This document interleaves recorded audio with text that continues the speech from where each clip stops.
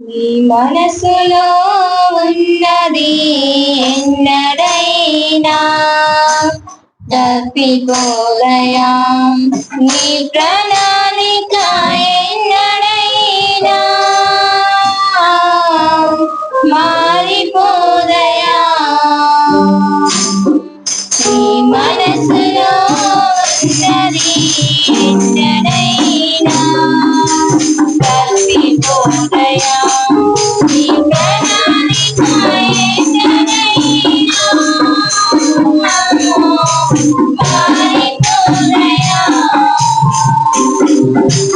నా యేసయ్యా, నా యేసయ్యా, నీకే ఆరాధన. నా యేసయ్యా, నా యేసయ్యా, నీకే ఆరాధన. నీ మనసులో ఉన్నది ఎన్నడైనా తప్పిపోదయా, నీ ప్రణాళిక ఎన్నడైనా మారిపోదయా.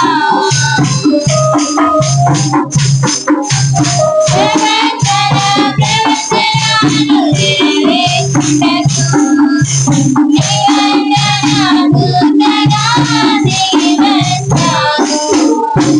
ప్రవచన ప్రవచనాలు నెరవేర్చుటకు నిబంధన దూతగా దిగివచ్చావు. నీ మనసులో పుట్టిన వారికి వెలగి రక్షించుటకు. నీ మనసులో పుట్టిన వారికి వెలగి రక్షించుటకు. నా యేసయ్యా, నా యేసయ్యా, నీకే ఆరాధన. నా యేసయ్యా, నా యేసయ్యా, నీకే ఆరాధన. నీ మనసులో ఉన్నది ఎన్నడైనా తప్పిపోదయా, నీ ప్రణాళిక ఎన్నడైనా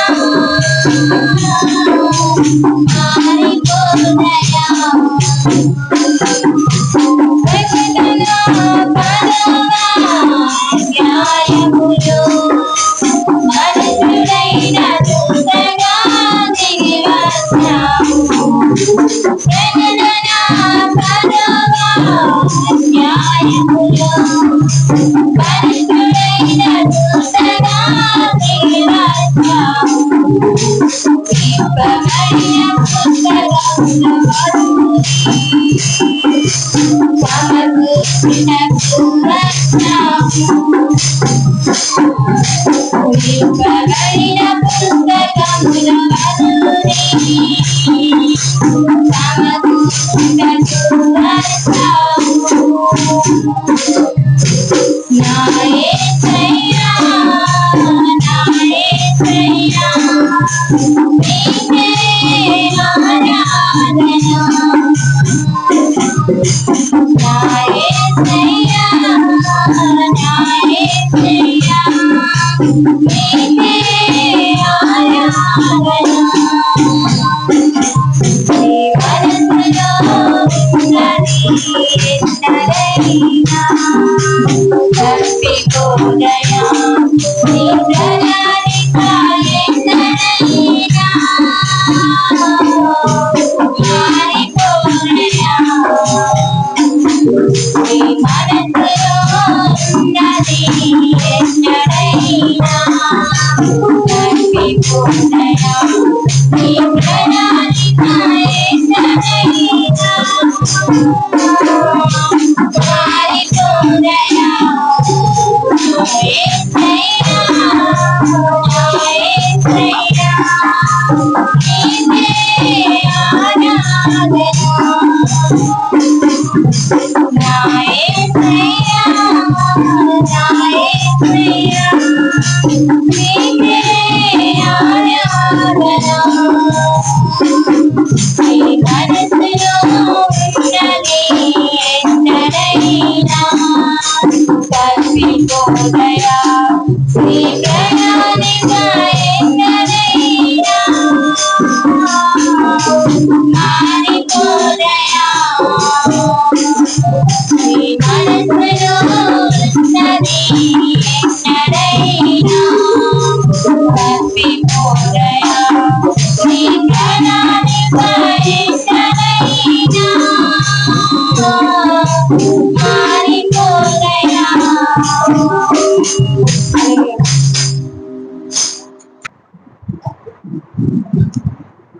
యెషయా గ్రంథము 65వ అధ్యాయము 17 నుండి చివరి వరకు చదువుకుందాం. ఇదిగో నేను క్రొత్త ఆకాశమును క్రొత్త భూమిని సృజించుచున్నాను, మునుపటివి మరువబడును, జ్ఞాపకమునకు రావు. నేను సృజించుచున్న దాన్ని గూర్చి మీరు ఎల్లప్పుడూ హర్షించి ఆనందించుడి. నిశ్చయముగా నేను యెరూషలేమును ఆనందకరమైన స్థలముగాను ఆమె ప్రజలను హర్షించు వారినిగాను సృజించుచున్నాను. నేను యెరూషలేమును గూర్చి ఆనందించదను, నా జనులను గూర్చి హర్షించదను. రోదన ధ్వనియు విలాప ధ్వనియు దానిలో ఇకను వినబడవు. అక్కడ ఇకను కొద్ది దినములే బ్రతుకు శిశువులు ఉండరు, కాలము నిండని ముసలివారుండరు. బాలురు 100 సంవత్సరముల వయస్సు గలవారై చనిపోవుదురు. పాపాత్ముడై శాపగ్రస్తుడగు వాడు సహితము 100 సంవత్సరములు బ్రతుకు. జనులు ఇండ్లు కట్టుకొని వాటిలో కాపురముందరు, ద్రాక్ష తోటలు నాటించుకొని వాటి ఫలములను అనుభవించరు. వారు కట్టుకున్న ఇండ్లలో వేరొకరు కాపురముండరు, వారు నాటుకున్న వాటిని వేరొకరు అనుభవింపరు. నా జనుల ఆశ్యము వృక్షాశ్యమంత యగును. నేను ఏర్పరచుకొనిన వారు తాము చేసుకొనిన దాని ఫలమును పూర్తిగా అనుభవించరు. వారు వృధాగా ప్రయాసపడరు. ఆకస్మికముగా కలుగు అపాయము నొందుటికై పిల్లలను కనరు. వారు యెహోవా చేత ఆశీర్వదించబడిన వారగుదురు. వారి సంతానపు వారు వారి యొద్దనే ఉందురు. వారికి ఇలాగున జరుగును. వారు వేడుకొనక మునుపు నేను ఉత్తరమిచ్చేదను, వారు మనవి చేయుచుండగా నేను ఆలకించేదను. తోడేళ్లను గొర్రె పిల్లలను కలిసి మేయును, సింహము ఎద్దు వలె గడ్డి తినును. సర్పమునకు మన్ను ఆహారమగును. నా పరిశుద్ధ పర్వతములో అవి హాని అయినను నాశనమైనను చేయకుండాను అని యెహోవా సెలవిచ్చుచున్నాడు. అలాగే మరొక మాట చదువుకుందాం. యోహాను సువార్త 14వ అధ్యాయం 2వ వచనం. యోహాను 14:2.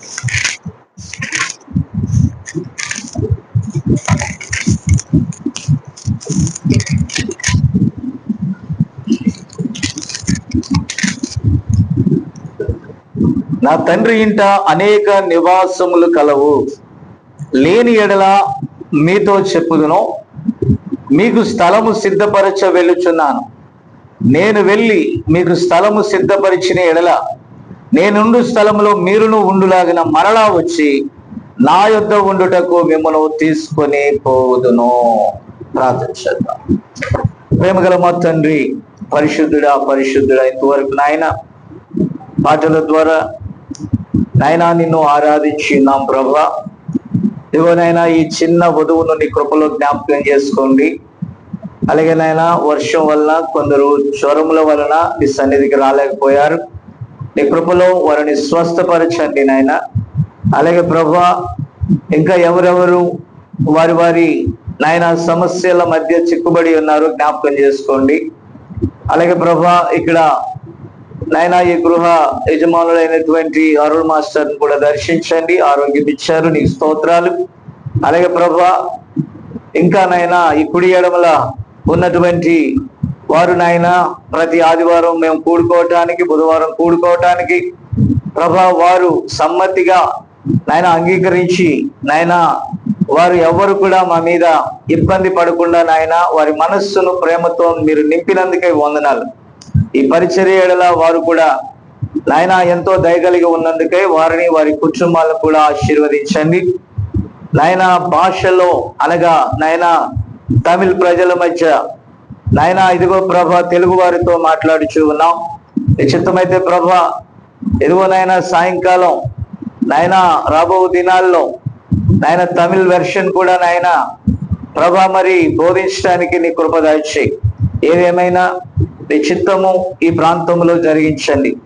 చదవబడిన లేఖనంలో నుండి ప్రభా మీరు మాతో మాట్లాడండి నాయన. మిమ్మల్ని రంగం మీదకి ఆహ్వానిస్తున్నాం ప్రభా.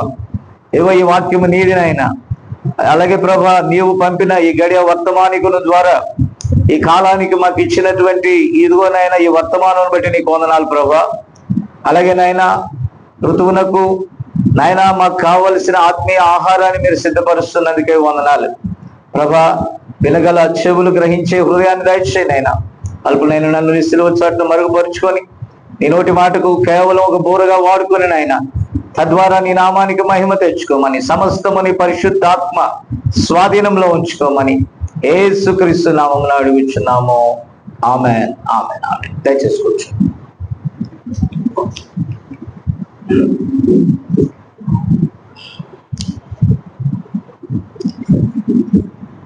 ప్రియమైన దేవుని బిడ్డలారా, మరి ఆగస్ట్ నెల ఈ చివరి ఆదివారపు దినములోనికి ప్రభు మనం నడిపించాడు.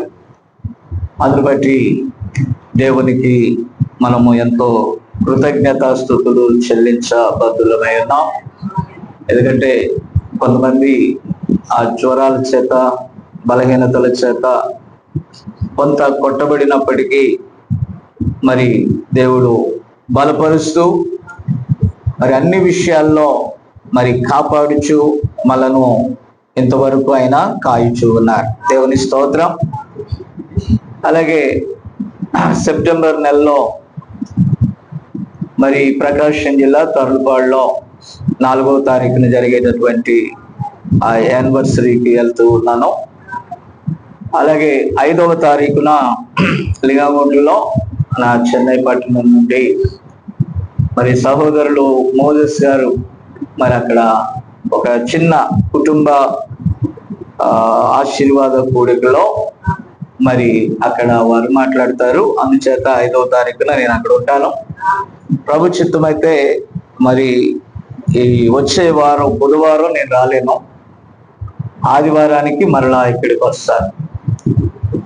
ఆ తర్వాత నేను ఏమనుకున్నానంటే మరలా ప్రశాంతి విషయంలో డెలివరీ అయిన తర్వాత మళ్ళీ ఇక్కడికి వచ్చినప్పుడు మరి బుధవారం కుదురుతుంది, లేకపోతే నేను కొన్ని విషయాల్లో బయట ఉండాల్సి వస్తుంది. అయితే బుధవారమునకు బదులుగా ప్రతి ఆదివారం ఉదయం సాయంకాలం కూడా ఉంటుంది.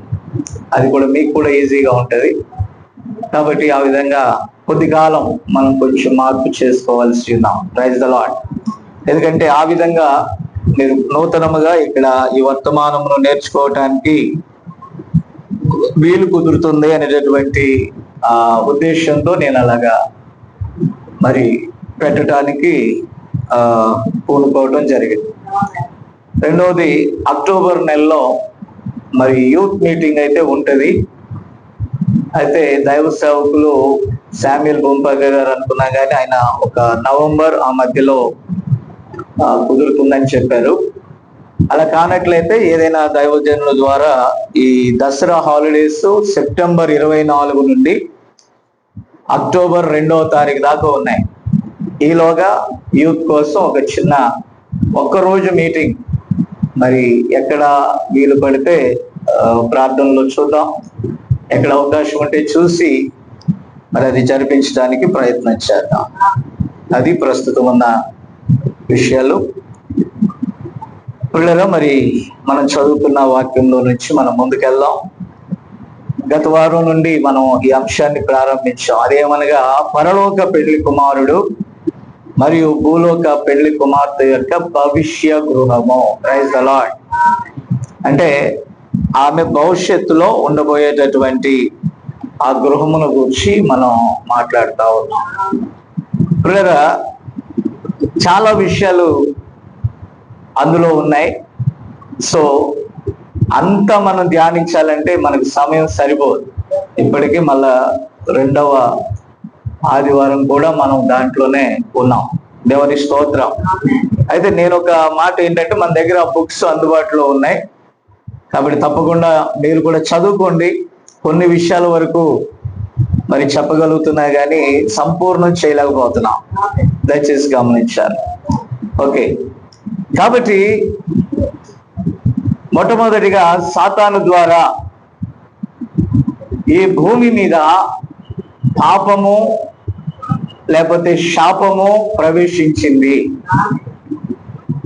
ఎక్కడైతే అపవాది హవ్వను మోసగించడం ద్వారా ఆ ఆది దంపతులు మరి ఎలాగైతే పాపం లోపలికి వెళ్ళిపోవటం ద్వారా ఈ భూమి కూడా ఏమైపోయిందంటే దాస్యత్వంలోకి వెళ్ళిపోయిందండి. భూమి ఏమైంది? ఆమేన్.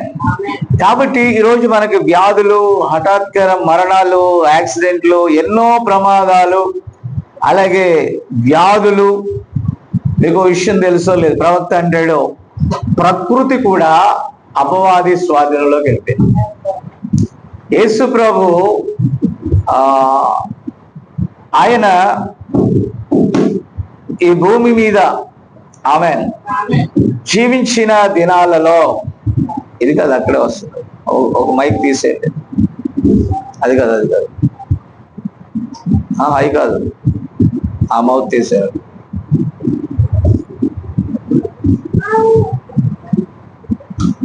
ఓకే, అంతే, ఆల్ రైట్. కాబట్టి అవి ఓకే, బాగానే ఉన్నాయి. All right.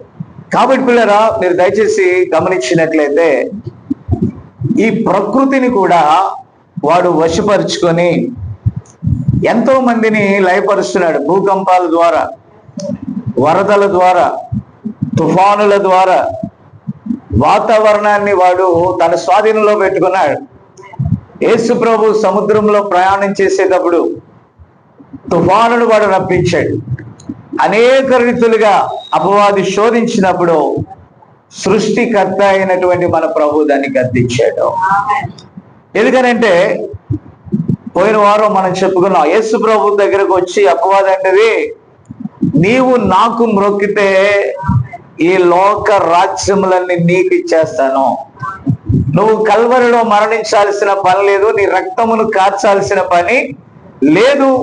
కాబట్టి జస్ట్ నీవు నాకు మ్రొక్కినట్లయితే సమస్తము నీకు ఇచ్చేస్తాను.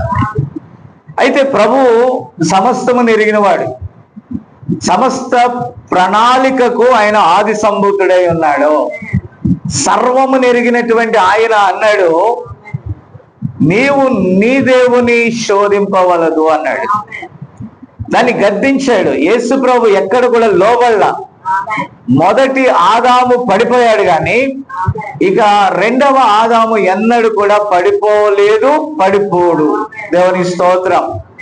కాబట్టి పిల్లరా, అయితే అపవాది ఈ భూమిని తన స్వాధీనం చేసుకొని పిల్లరా 6000 సంవత్సరాలుగా తన స్వాధీనంలో, తన ఏలుబడి క్రింద అది ఉన్నది. కాబట్టి పిల్లరా, ఇప్పుడు మొదటి 2000 సంవత్సరాలకు మరి దయచేసి వినాల, ఎప్పుడైతే భూమి మీదకి అక్రమము ప్రవేశించిందో, ఆమేన్, భూమి మీదకి అక్రమము ప్రవేశించినప్పుడు జల ప్రళయం ద్వారా దేవుడు దాన్ని కొట్టేశాడు. అయినప్పటికీ భూమి మీద పాపము లేదా అని అంటే పాపం ఇంకా ఉంది. ఎలా ఉందని అంటే హాము ద్వారా ఆ పాపం మరలా లోకంలోకి ప్రవేశించింది. ఆ శాపగ్రస్తమైనది మళ్ళా లోకంలోకి ప్రవేశించింది. Praise the Lord. అర్థమవుతుందా? ఆమెను అంటలేదు మీరు. వర్షాలు కురిసినా, తుఫాన్లు వచ్చినా మనం ఆమెను అంటానే ఉండాలి. తుఫాన్లు కొట్టుకుపోతున్నా ఆమెను అంటారు. దేవుని స్తోత్రం. ఏం కాదు. హల్లెలూయా. రాత్రి బీభత్సమైన వర్షం, చాలా శబ్దాలు, మా కిటికీ తలుపులు కూడా టక్ టక్ అని కొట్టుకుంటా ఉన్నాయి. ఓకే, దేవునికి స్తోత్రం. నేనేమనుకున్నానంటే కరెక్ట్ గా ఈ చెన్నైలో ఆదివారమే మనకి, మనం బైకులు అవి కాదు కానీ ఒక పడవ కొనుక్కుంటే బెటర్ లాగా అనిపిస్తుంది నాకు ఇటు రావటానికి. కదా. కాబట్టి అది కూడా ఎలా ఉండాలంటే మల్టీపర్పస్ లో ఉండాలి. ఎలాగంటే రోడ్డు మీద నడవాలి, మళ్ళా నీళ్ళల్లో కూడా నడవాలి. దేవుని స్తోత్రం. కాబట్టి వాళ్ళు ఎవరు అంటున్నారు, మీరు ఎక్కడ చెరువులో సంఘమా అని. కాదండి, చెరువు పైన సంఘం. దేవుని స్తోత్రం కలుగును కాక. కాబట్టి పిల్లరా దయచేసి గమనించాలి, అపవాది వాయుమండల అధిపతి. వాడు వాతావరణాన్ని, మనం మొన్న బయట ప్రార్థన పెట్టుకున్నాం వినారా. కాబట్టి ఎక్కడ ఒక వివాహానికి నేను వెళ్ళినప్పుడు, ఆ వివాహంలో అంతకు ముందు రోజు అమ్మాయి వాళ్ళ ఇంటికాడ జరిగినటువంటి కూడికలో పూర్తిగా వర్షం వచ్చేసి పాపం వాళ్ళు సరిగా ఆ దినము ఆ కార్యములు వారు జరుపుకోలేకపోయారు. మరి చాలా గుంటూరు జిల్లాలో చాలా పెద్ద వర్షం విన్నారా. ఆ తర్వాత పెళ్లి రోజున ప్రార్థన చేయండి అని నాకు మెసేజ్లు పెట్టారు వాళ్ళు. బావి కూడా పెట్టాడు, ప్రార్థన చేయనన్నా చాలా తీవ్రమైన వర్షం వల్ల మరి ఆ పెళ్లి ఎలా జరుగుద్దా అని. కాబట్టి ఆ వర్షం తగ్గాక పెళ్లి స్టార్ట్ అయ్యేలోకి 1 గంట అయింది, పావు తక్కువ. ఎందుకంటే వాళ్ళు మళ్ళా సెట్ చేసుకున్నారు, వర్షం వల్ల పోయింది, మళ్ళా చేసుకున్నారు. కాబట్టి ప్రార్థన చేసాం. ప్రార్థన చేస్తే ఆ దినమంతా మేము అక్కడికి వెళ్ళాం. వర్షం తగ్గిపోయి మంచి ఎండ, వాళ్ళు ఎండ ఉండదు కదా అని చెప్పేసి టెంట్ పూర్తిగా వేయాల, మళ్ళా ఎత్తేయాలని. కానీ అందరు ఎండలోనే కూర్చున్నారండి. ఆ ఎండ కూడా తీవ్రంగా ఉంది. దేవుడు దాన్ని అక్కడ ఆపాడు. ఆ తర్వాత నేను ఇక్కడ సమయం చెప్పాను, రోజు 8:30 తర్వాత వర్షం వస్తుంది. కాబట్టి మోజెస్ బ్రదర్కి చెప్పాను అనమాట. ఏమనంటే 8:30 కల్లా మనం క్లోజ్ చేస్తే భోజనాలు లోపల తింటారు, ఎక్కడ మన ఈ రూముల్లో తింటారు. మనం బయట పెట్టాం కాబట్టి వర్షం అయితే ఇబ్బంది పడతారు అని అంటే, పర్వాలేదు జనాలు అందరూ రానివ్వండి అని. వాళ్ళు ఎప్పటికి వచ్చారు, చాలా మంది కరెక్ట్ గా 8:30 వర్షానికి అరగంట ముందు వచ్చారు. ఎంత? అరగంట ముందు వచ్చారు. నేను అన్నాను, వచ్చే వాళ్ళు వింటారండి, మీరు వాక్యం చెప్పండి, రికార్డ్ అవుతుంది, బయటకు పోతుంది, అయితే ప్రాబ్లం ఏం లేదు, ఇది కొత్త ప్లేస్, త్వరగా కనుక్కొని ప్రజలు రావటం అనేది కష్టం అని నేను చెప్పాను. పర్వాలేదండి పాస్టర్ గారు, జనాలందరూ వచ్చాకే చూద్దాం అన్నాడు. ఆ తర్వాత వర్షం పడింది లైట్ గా. కాబట్టి ఏదేమైనా దేవుని కార్యం జరిగింది. నేను అన్నాను, నేను ఒక పక్క ప్రార్థన చేస్తానే ఉన్నాను, కానీ అపవాది ఏం చేస్తున్నాడు, ఈ ప్రకృతిని తన స్వాధీన పరుచుకున్నాడు. అంటే ఈ లోకంలో ఉన్నవానికంటే మనలో ఉన్నవాడు శక్తిమంతుడు. ఏది జరిగినా ఆయన చిత్తం లేకుండా జరగదు. దేవుని స్తోత్రం. కాబట్టి వీడేం చేశాడు, అపవాది ఇవన్నీ తారుమారు చేశాడు. చూసారా, రాత్రి వర్షం తారుమారు చేసింది, తుఫానులు తారుమారు చేస్తున్నాయి, భూకంపాలు తారుమారు చేస్తున్నాయి. సృష్టిలో ప్రతి కాలంలో కూడా చాలా భయంకరమైన ఉపద్రవాలన్నిటికీ కూడా కారణం ఏంటంటే పాపము. అంతేనా? మరణానికి కారణం ఏంటి? పాపం. పాపం వల్ల వచ్చే జీతం ఏంటి? మరణం. పాపం అంటే ఏంటి? వాక్యమును త్రోసివేసి వాక్య విరోధమైన, అనగా విశ్వాసమునకు విరోధమైన కార్యమే అవిశ్వాసం. అవిశ్వాసమే పాపం. దేవుని స్తోత్రం. కాబట్టి పిల్లరా, ఇలాగన అపవాది ఈ సృష్టిని తన స్వాధీనంలో పెట్టుకున్నాడు. దాని ద్వారా వాడేం చేస్తున్నాడు, మనుషులను నాశనం చేయటానికి వాడు పూనుకున్నాడు. ఇప్పుడు హవ్వ ద్వారా 2 సంతానాలు వచ్చాయి. ఒకటి శ్రేష్టమైన దేవుని పిల్లలు, మరొకటి అపవాది సంబంధమైన పిల్లలు. 2 జీన్స్ వచ్చినాయండి. ఎన్ని? ఒకటి దైవికమైనది, ఒకటి సాతాను సంబంధమైనది. కాబట్టి చాలా మంది సర్ప సంతానం అంటే నమ్మరు. అవునా? బాప్తిజం ఇచ్చి యోహాన్ అన్నాడు, సర్ప సంతానమా, చెరుపు చేయి పిల్లలారా మీకు శ్రమ అన్నాడు. యేసుప్రభు అన్నాడు, సర్ప సంతానమా అన్నాడు. ఆమేన్. కాబట్టి పిల్లరా అంటే ఏంటి, అపవాది సంబంధమైనది కూడా ఈ భూమి మీద క్రియ చేసి వ్యాపించింది. కొంతమంది దాన్ని సమ్మతించరు. సమ్మతించినా సమ్మతించకపోయినా దేవుని పిల్లలు ఉన్నారు, దయ్యపు సంబంధమైన పిల్లలు కూడా ఉన్నారు. మీకు అంత డీప్ గా నేను చెప్తే ఇప్పుడు అర్థం కాదు, అందుకే ముందే చెప్పా, ఇప్పుడు నేను చాలా లైట్ గా చెప్తాను అని. దేవునికి స్తోత్రం. కాబట్టి ఎప్పుడైతే శాపం వచ్చేసిందో, ఒక సమయం వచ్చేలోకి, మొదటి 2000 సంవత్సరాలు వచ్చేలోకి రెండు సంతానాలు ఒక చోట ఏకమయ్యాయి. దేవుని సంతానం, దేవుని పిల్లలు, నరుల పిల్లలు అనగా అపవాది పిల్లలు ఏకమై విచిత్ర సంతానం పుట్టింది అక్కడ. ఏ సంతానం? అంతేనా? Mixed, hybrid. ఇది వచ్చేసి భూమిని బలత్కారంతో పట్టుకున్నది. ఆదికాండం 6లో చెప్తున్నాడు, వారి ఊహలోని తలంపులన్నీ కూడా బహు చెడ్డమంట.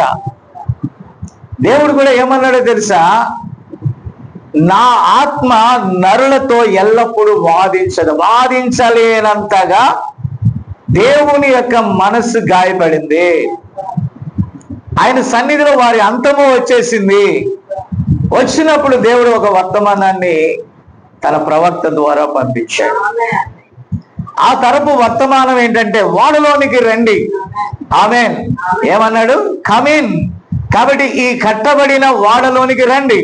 ఆ వాడ కూడా చాలా విచిత్రమైన, ప్రతి కార్యం కూడా విచిత్రమైనదే. దానికి వాడిన చెక్క చితి సారకపు మ్రాడు. అంటే ఎలా ఉంటుంది అంటే, గట్టిగా టెంపర్గా ఏముండదు, మెత్తగా ఉంటుంది. అది ఎటు తిప్పితే అటు తిరుగుద్ది. అయితే దాని లోపల వెలుపట కీలు పూసినప్పుడు అది దృఢంగా ఉంటది. ఆమె కాబట్టి వాళ్ళకి ప్రతిదీ వింత కార్యమే. ఈ నోవాహు వాడే చెక్క కూడా వింత కార్యమే. అతడు ఎక్కడ కడుతున్నాడు? వాడ కొండ మీద కడుతున్నాడు. ఆమేన్. కాబట్టి నీళ్ళు ఎక్కడున్నాయి? కింద ఉన్నాయి. అయితే అప్పటికి వర్షం అనేదే లేదు, నేల నుండి నీరు వచ్చేది. వినరా? ఆ నీటి ఆవిరి ద్వారా ఆ వృక్షాలన్నీ కూడా ఆ జీవాన్ని తీసుకుంటా ఉన్నాయి. అయితే ఒకవేళ ఆ సముద్రపు నీరు రావాలన్నా నువ్వు ఎక్కడ కట్టాలా? సముద్రపు వారన కట్టాలా. కానీ ఇప్పుడు నువ్వు ఎక్కడ కడుతున్నావు? కొండ మీద కడుతున్నావు. అసలు నీ వర్తమానమే రాంగ్ అన్నారు. ఏమన్నారు? ఆనాటి తరానికి నోవాహు వర్తమానము వింతైనది. ఓకేనా? కాబట్టి అయితే నోవాహు అన్నాడు, 120 సంవత్సరాలు దేవుడు మీకు అవకాశం ఇచ్చాడు. 3 తరాలు, 3 4 12. అంతేనా? ఇప్పుడు 3 తరాలకు అవకాశం ఇచ్చాడు. 3 తరాలలో వాడ నిర్మాణం పూర్తయింది. చివరి దినము, చివరి వారము, చివరి సెకండ్ వరకు వారు వేచి ఉన్నారండి. ఆమేన్. కాబట్టి దేవుడు తలుపు మూసేటంత వరకు వారికి కృప అక్కడే ఉంది, వాళ్ళ మధ్యలోనే కృప ఉంది. ఇప్పుడు వారి కృపను నమ్మకపోగా ఏం చేశారు? ఆ కృపను ఎగతాళి చేశారు. హల్లెలూయా. ఆమేన్. ఈరోజు చాలా సంఘాలు ఉన్నాయి. మనం సోషల్ మీడియాలో చూస్తా ఉంటే ధూమ్ ధామ్గా ఉందండి. ఎవరు ఎలా ఉంది? చాలా రకాలైనటువంటి చర్చెస్ ఉన్నాయి. ఒక ఆయన హైదరాబాద్ లో ఒక స్టేడియం అనుకుంటుంది, నాకు గ్రౌండ్, ఆ గ్రౌండ్ లో పెడితే 62 లక్షలు అయినాయంట 1 డేకి. ఎంత? కాబట్టి ఎందుకని ఈ లక్షలాది రూపాయల ఎక్విప్మెంట్, ప్రజలను రప్పించడం, ప్రజలను అక్కడ సమకూర్చడం, విన్నారా? కాబట్టి ఎందుకు అని అంటే చూపించుకోవాలా. ఎక్కడ చూపించాలా? ఇప్పుడు చాలా మంది ప్రయాస ఏంటంటే సమస్తమును కూడా వాళ్ళు సోషల్ మీడియా ద్వారా మేము ఏం చేస్తున్నామో అనే విషయాలు చూపించాలి. కానీ నిజమైన రక్షణ కొండ మీద ఉంది. ఎవరికైనా అది కావాలంటే కొండ ఎక్కి రావాలా, అక్కడికి వచ్చి తెలుసుకోవాలా. యేసు ప్రభు అన్నాడు, మీరు వెళ్ళి నా ప్రజలను ఆకర్షించండి అన్నాడు. అవునా? అన్నాడా? నో. ఏమన్నాడు తెలుసా? నా తండ్రి ఒకరిని ఆకర్షించకపోతే ఎవడు కూడా నా యొద్దకి. కాబట్టి నా ఆత్మ ద్వారా ఎవరైతే ఆకర్షించబడతారో వారిని నీ వాక్యం వినటానికి నేను పంపిస్తాను అన్నాడు. కాబట్టి ఇక్కడ నేను వెళ్ళిన ప్రతి చోట ఏ జిమ్మికి ఉండదో డైరెక్ట్ వాక్యమే. నా మాట వినపడుతుందా? డైరెక్ట్ వాక్యము ద్వారానే వారు ఆకర్షించబడాల. ఆమేన్. అంటే వారిని ఆకర్షించగలిగింది ఏంటి? దేవుని వాక్యము. కాబట్టి ఇక్కడ ఏ జిమ్మికులు, ఏ డిజిటల్ స్క్రీన్లు, పైన ఏ ఆకర్షణ ద్వారా ఎవడైనా వచ్చినట్లయితే వాడు కృత్రిమమైనటువంటి వాడు, నిజమైన విశ్వాసి కాడు. నా మాట అర్థమైందా? ఇప్పుడు ఏది ఆకర్షించాలి? ఆది యందు వాక్యం ఉండెను, వాక్యము దేవుని యొద్ద ఉండెను, వాక్యమే దేవుడై ఉండెను. వారిని ఏది ఆకర్షించాలి? దేవుని వాక్యం ఆకర్షించాలి. Praise the lord. ఏది ఆకర్షించాలి? నేను కూడా చాలా ఆసక్తిగా ఉండేది ఏంటో తెలుసు, ఈ వాక్యము ఎవరి యొద్దకైతే దేవుడు పంపిస్తాడో అతడు ఆ వాక్యం కోసం కనిపెట్టుకొని, కొర్నేలు వలె కనిపెట్టుకొని ఉన్నాడో, అతని యొద్దకు వాక్యం వెళ్ళినట్లయితే అతడు వాక్యం దగ్గరికి వస్తాడు. మాసిదోనియాలో లూదియాలాగా, చెరసాలలో చెరసాల అధికారులాగా. కాబట్టి పిల్లలు కొందరు ఉంటారు, విస్తారమైన జనాలు కాదు దేవుని ప్రణాళికలో ఉన్నది. ఆమె ఎవరున్నారు దేవుని ప్రణాళికలో? తన వాక్యము కొరకు ఎవరైతే కనిపెట్టుకున్నారో వారు దేవుని ప్రణాళికలో ఉన్నారు. Praise the lord. హల్లెలూయా. ఆమె చెప్తారా? కాబట్టి ఈరోజు వర్తమాన సంఘస్థులలో కూడా, సేవకుల్లో కూడా జనాలు గ్యాదర్ చేయటం ఎక్కువైపోయింది. ఎలా గ్యాదర్ చేయటం అంటే, వర్తమాన సంఘములన్నీ కూడా వచ్చి బల ప్రదర్శన చేయండి. ఏ ప్రదర్శన? ఎక్కడ? ఇప్పుడు ఈ చిన్న సన్ని మీటింగ్ పెట్టాడు అనుకో, ఇతడు వర్తమాన సేవకుడు అనుకో, అప్పుడు మన వాళ్ళందరికీ ఫోన్లు చేయటం. ఏమని ఫోన్ చేయటం? అయ్యా మీరు రండి, చాలా మంది కనపడాలి అక్కడ. ఎవరికి కనపడాలి? వచ్చే సేవకులకి కంటి నిండా జనాలు ఉండాలా. కనీసం మీకోసం నేను ఆటోలకి డబ్బులు ఇస్తా. ఏమిస్తా? రానుపోయిన ఆటోలకి. ఇది ఆకర్షణ కాదు. వాక్యము ఎడల ప్రవక్త అన్నాడు, తాజా ఆహారము ఎక్కడైతే ఉంటుందో పక్షిరాజులు వచ్చి అక్కడ గ్యాదర్ అవుతాయి. హల్లెలూయా. కాబట్టి ఎక్కడ తాజా ఆహారం ఉంటుందో అక్కడికి పక్షిరాజులు వస్తాయి. Praise the Lord. అంటే ఏంటి? నీ ఈ ఆహారము నీకు శ్రేష్టమైనదిగా ఉన్నట్లయితే, ఈ ఆహారము వారి ఆత్మలకు తృప్తికరంగా ఉన్నట్లయితే, ఆ ఆహారం కోసం ఆ దినాల్లో ప్రవక్త కాలంలో కొన్ని వందల కిలోమీటర్లు వెళ్ళి వాక్యం వినేవాళ్ళు. హల్లెలూయా. మీరు పెద్ద సముద్రం, గలిలయ సముద్రం దాటుకొని రాలేకపోతున్నారు. ఏం నవ్వుతారు?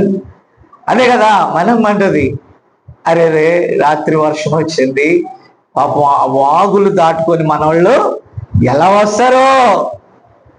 నేనంటాను, నిజంగానే నేను వాగులు దాటుకొని వెళ్ళా, వంకలు దాటుకొని వెళ్ళా. కొన్నిసార్లు వరదల్లో దేవుని సువార్త చెప్పి వస్తా ఉంటే అక్కడ దాకా ఆటోలు వచ్చాయి, అక్కడ దాకా బస్సులు వచ్చాయి, అక్కడ ఆగిపోయాయి. ఒక రోజైతే కరెక్ట్ గా 10 గంటలకి వాగు దగ్గరకు వచ్చా. ఆ వాగు పేరు ఏనుగు మందాగంట. నీకు తెలిసే ఉంటది ఏనుగు మందాగ, నీకు తెలియదేమో. కాబట్టి ఆ ఏనుగు మందాగంటే ఏనుగులు కొట్టుకుపోయినాయి అంట ఒకసారి ఆ దినాల్లో. ఆ వాగు దగ్గరకు వచ్చేటప్పటికి ఆటోలు వెళ్ళట్లా, బస్సులు వెళ్ళట్లా, కనీసం బైకులు వెళ్ళట్లా. 10 గంటలకు ఆ వాగు దగ్గరకు వచ్చిన వాడిని సాయంకాలం 4 గంటలు, సాయంకాలం 4 కదండి, 6 అయిపోయింది. అక్కడ తినటానికి, వెనక్కి వెళ్ళటానికి లేదు, ముందుకు వెళ్ళటానికి లేదు. కాబట్టి మన వాళ్ళు ఎందుకో పొరపాటున బిస్కెట్ ప్యాకెట్లు ఏదో కొనుక్కున్నారంటే, ఎలాగో చేతిలో వాటర్ బాటిల్ ఉంది, తలా 2 బిస్కెట్లు తినేసి వాటర్ తాగా. ఓకేనా? కాబట్టి ఆ వాగు తగ్గేటప్పటికి సాయంకాలం పొద్దుగుంగింది. కొంచెం అప్పుడు మోకాళ్ళ లోతులకి వచ్చినాయి. అది దాటుకొని మేము మళ్ళా వెళ్ళి తర్లుపాడులో మీటింగ్కి అటెండ్ అయ్యామండి. దేవుని స్తోత్రం. ఇప్పుడు మీరు గమనించాలి పిల్లరా, అంటే ఏంటిది? దేవుని కూర్చిన ఆసక్తి. ఈరోజు అంచె దినాల్లో ఏం తగ్గిపోయిందంటే ఆసక్తి తగ్గిపోయింది. ఆమె ఏం తగ్గిపోయింది? ఆసక్తి తగ్గిపోయింది. దేవుని ఎడల ప్రేమ కాదు. ఇప్పుడు మీరు అనొచ్చు, ఏంటి సార్ హైదరాబాద్ లో పెద్ద పెద్ద నాయకులు ఉన్నారు, ఆ కల్వరి అనే ఒకటి ఉంటది, ఇంకోటి ఉంటది, బోళ్ళలు ఉంటాయి, మొత్తం పట్టణాల్లో ఉంటాయి. పల్లెటూరు సంగతి వాళ్ళకి ఎన్నడూ పట్టదు, వాళ్ళకి తెలియదు. ఇప్పుడు ఈ సన్ని పాస్టర్ గారు అని వాళ్ళకి ఒక చిన్న మెసేజ్ పెట్టాడు అనుకో, మేము పలానా ఊర్లో ఉన్నాము, చిన్న గ్రామంలో, మీరు వచ్చి మా ఊర్లో మీటింగ్ పెట్టి మా కోసం ప్రార్థన చేయగలరా అంటే, ఏంట్రా అసలు నన్ను ఏమనుకుంటున్నావు నువ్వు? యేసు ప్రభువైనా వస్తాడేమో కానీ నేను రాను. ఎవరు రారంట? మేము సేవించే యేసైనా వస్తాడేమో నీ దగ్గరికి, మేం మాత్రం రాము. ఎందుకు అని అంటే మేము యేసు కంటే గొప్పవాడం. యేసు కంటే గొప్పవాడుగా ఉండాలనుకునేది ఎవడు? సైతాన్ గాడు. వీళ్ళెవరండి? ఎవరి సమూహం ఇది?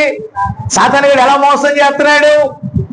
ఆనాడు సృష్టిని పాడు చేసిన వాడు ఈరోజు దేవుని వాక్యం దగ్గరికి రాకుండా వారిని అనేక రూపాలు, అనేక అవతారాలు ఎత్తి మనుషులను మోసగిస్తున్నాడు.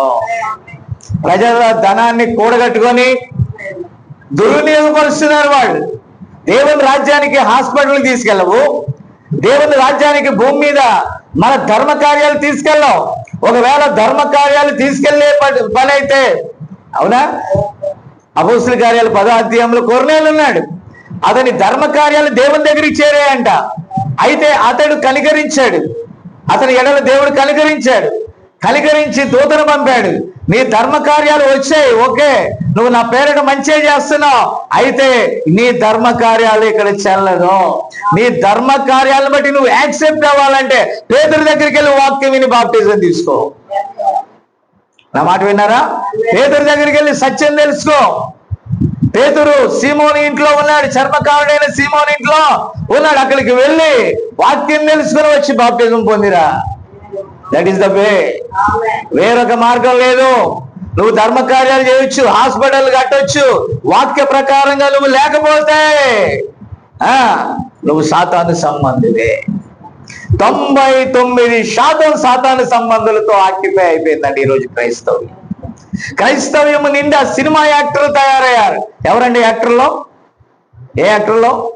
ఒక ఆయన చెప్తున్నాడు, ఒక ఆయన మేకప్ కంట, ఆ మేకప్ వేసే ఆయనకి నెలకు ₹1,00,000 శాలరీ అంట. వేయాలా? మొత్తం చక్కగా ఆ షేప్ కరెక్ట్ గా కలర్ వేయాలా, ఏమేయాలా?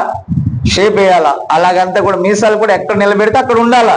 ఆయన కోట్ కరెక్ట్ గా ఉండాలా, సూట్ కరెక్ట్ గా ఉండాలా, టై కరెక్ట్ గా ఉండాలా, ఆయన పెట్టే ఎక్విప్మెంట్ కరెక్ట్ గా ఉండాలా. ఆయన ఎవరంటే రాజకుమారుడు అంట. ఆ రాజే దీనుడే వచ్చాడు ఇక్కడికి.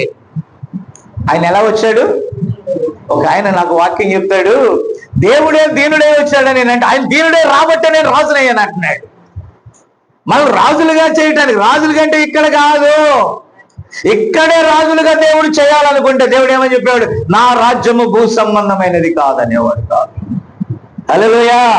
కానీ ఈ తింగరు రాజులు ఏం చేస్తున్నారు? బుద్ధి లేని రాజులు, బుద్ధి లేని రాజులు ఏం చేస్తున్నారు?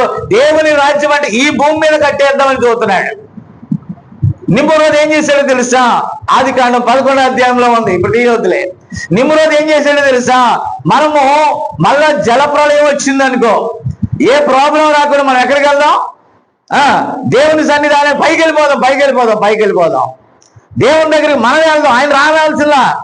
ఆయన రావాల్సిన పనే లేదు. నా మాట అర్థమవుతుందా మీకు? ఆయనకి ఎందుకు శ్రమ? మనమే ఆయన దగ్గరికి వెళ్ళిపోదాం కట్టేసుకొని. ఈ రోజు ఈ ఆధునిక నిమ్రోదులు కూడా తినచ్చు, త్రాగుచ్చు, కట్టుకొనొచ్చు. ఒక ఆయన కంటే టార్గెట్ 100 చర్చిలు కట్టాలంట. చర్చిలు కట్టడం ఎందుకు రప్పించోడా? ఈరోజు నువ్వు కట్టాల్సినది ఆధునిక భవనాలు కాదు. ఈరోజు కట్టాల్సింది హృదయాలు. ఈరోజు కట్టాల్సింది దేవునికి స్థానం ఇచ్చేటటువంటి కొన్ని ఆత్మలు దేవునికి అవసరం. ఆ ఆత్మ, ఒక్క ఆత్మ 10,000 ప్రపంచాల కంటే విలువైనదనే సంగతి ఎరగని ఈ మూర్ఖులు ఎవరు పోగేసుకుంటున్నారు? జులాయి వాళ్ళు పోగేసుకుంటున్నారు, ఆడుకునే వాళ్ళు పోగేసుకుంటున్నారు. ఆట వస్తువుల్లాగా వారిని తీసుకొచ్చి ఆకర్షించి అక్కడంతా గ్రౌండ్ అంతా నింపేస్తే ఈ దేవుడు సంతోషిస్తున్నాడు అనుకుంటున్నా. ఇప్పుడు బిల్లీ గ్రహం గారి కాలంలో, గొప్ప గొప్ప దైవజనుల కాలంలో, ఓరల్ రాబర్ట్ కాలంలో, నేటి ఆధునిక పాస్టర్ల కాలంలో జనాలు నింపుతున్నారు. కానీ ఆ యొక్క దేవుని ప్రణాళికల్లో, దేవుని రాజ్యంలో ఎంతమంది ఉంటారంటే చెప్పలేం. 20 లక్షలకి ఇద్దరే ఉన్నారు, 10 లక్షల్లో ఒక్కడే. నా ప్రియమైన దేవుని బిడ్డలారా, ఎందుకంటే వాళ్ళు సమాజంగా కూడటానికి వస్తారు, ఆకర్షణల కోసం వస్తారు, కానీ వారి హృదయంలో దేవునికి చోటు లేదు. ఓ నాయన, వాక్య ప్రకారం జీవించండి, జీవిస్తారా? జీవించరు. వాక్య ప్రకారం జీవించాలి, వాక్య ప్రకారం నడుచుకోవాలి, వాక్య ప్రకారం మీ జీవితాలు ఉండాలంటే ఉంచుకుంటారా? ఉంచుకోరు. వారికి ఏం కావాలంటే అక్కడ ఆకర్షణ కావాలి, కేరింతలు కొట్టాలి. సాతాను కూడా తానే వెలుగుదూత వేషం వేసుకొని ప్రజలను భ్రమపరుస్తున్నాడు. విస్తృత సంగీతాల ద్వారా, విస్తృత వాయిద్యాల ద్వారా, విస్తృతమైన ఏదో కార్యక్రమాల ద్వారా, ప్రజలను రంజింపజేసేటటువంటి ఆ యొక్క విధానాల ద్వారా ప్రజలను ఆకర్షించడం వాడికి తెలుసు. కానీ దేవుని వద్దకు ఒక మనిషిని లేకుంటే ఒక వ్యక్తిని దేవుని కొరకు ఆయత్తం చేయటం వాక్యానికే తెలుసు, వాక్య వ్యతిరేకులకు తెలియదు. అది ఆమేన్. వాళ్ళు ఇంకా ఎగతాళి చేస్తున్నారు. ఏమని ఎగతాళి చేస్తారు? ఇలా గనుక చెప్పామనుకో, నీ దగ్గరికి జనాలు రాకపోయినా పర్వాలా. ఏమే నిజమైన వాడు, వాక్యానుసారమైన వారు, దేవుని చేత ఆకర్షించబడిన వారు కొంచెం మంది ఉంటే చాలు. దేవునికి స్తోత్రం. హల్లెలూయా. ఈరోజు మోసం కాబట్టి అలాంటి జనాంగాలు విస్తృతంగా ఉండి నోవాహు వర్తమానాన్ని రిజెక్ట్ చేసినందుకు దేవుడు వారిని రిజెక్ట్ చేశాడు. ఆమేన్. కాబట్టి జల ప్రళయములో కోటాను కోట్ల ప్రజలు నశించగా కేవలం దేవుని ప్రణాళికలో ఉన్న 8 మంది మాత్రమే రక్షించబడ్డారు. అది మొదటి 2000లో జరిగింది. అర్థమవుతుందా? నెక్స్ట్ అక్కడ నుండి మరో 2000 కాలంలో దేవుడు ఒక ప్రత్యేకమైన జనాంగాన్ని తీసుకొచ్చాడు. షేము, హాము, యాఫెత్. అనగా షేమ్ ద్వారా ఒక జనాంగం, హామ్ ద్వారా ఒక జనాంగం, యాఫెత్ ద్వారా ఒక జనాంగం. ఆ జనాంగాల ద్వారా ఈ ప్రపంచాన్ని మళ్ళా దేవుడు నింపేశాడు. నింపేసినప్పుడు ప్రజలు పాపము చేసి వైదొలిగిపోయినప్పుడు యేసయ్య కల్వరిలో తన రక్తాన్ని కార్చడానికి మరో 2000 సంవత్సరాలు. అక్కడికి ఎన్ని సంవత్సరాలు? ఒకటి నీటి ద్వారా, మరొకటి రక్తము ద్వారా దేవుడు కార్యం చేశాడు. అది అయిన తర్వాత మరో 2000 సంవత్సరాల కాలంలో ఎన్ని సంఘకాలాలు? 7 సంఘకాలముల యొక్క పరిధిలో. ఆమేన్. ఈరోజు 6 దినాల తర్వాత యేసయ్య 7వ దినమున విశ్రాంతి తీసుకున్నాడు. ఇప్పుడు ఈ 6 దినాల తర్వాత దేవుడు దాన్ని దేంతో కాల్చునై ఉన్నాడు? అగ్నితో. నీతికరణ, నీటి బాప్టిజం, శుద్ధీకరణ అనగా వాక్య శుద్ధి. 3వది పరిశుద్ధాత్మ అభిషేకం. కాబట్టి ఈ పరిశుద్ధాత్మ ద్వారా చూసారా, దాన్ని కాల్ చేసినట్లయితే ఇక పాపము నివసించదు. బాప్టిజం తీసుకున్నా పాపం ఉంటుంది. వాక్య వ్యతిరేక నియమం శరీరంలో ఉంటుంది. నువ్వు చర్చిలకు వస్తున్నా, ప్రభురాత్రి తీసుకున్నా ఆ నియమం ఉంటది. కానీ పరిశుద్ధాత్మ నిన్ను కాల్ చేస్తే, ఆమేన్, పరిశుద్ధాత్మ నిన్ను ముద్రిస్తే, పరిశుద్ధాత్మ నిన్ను తన స్వాధీనంలోకి తీసుకుంటే నీ ఆలోచన చొప్పున నువ్వు ఉన్నాడు బాబు. ఆమేన్. అడుగు చెప్తారా? దేవుని స్తోత్రం కలుగును గాక.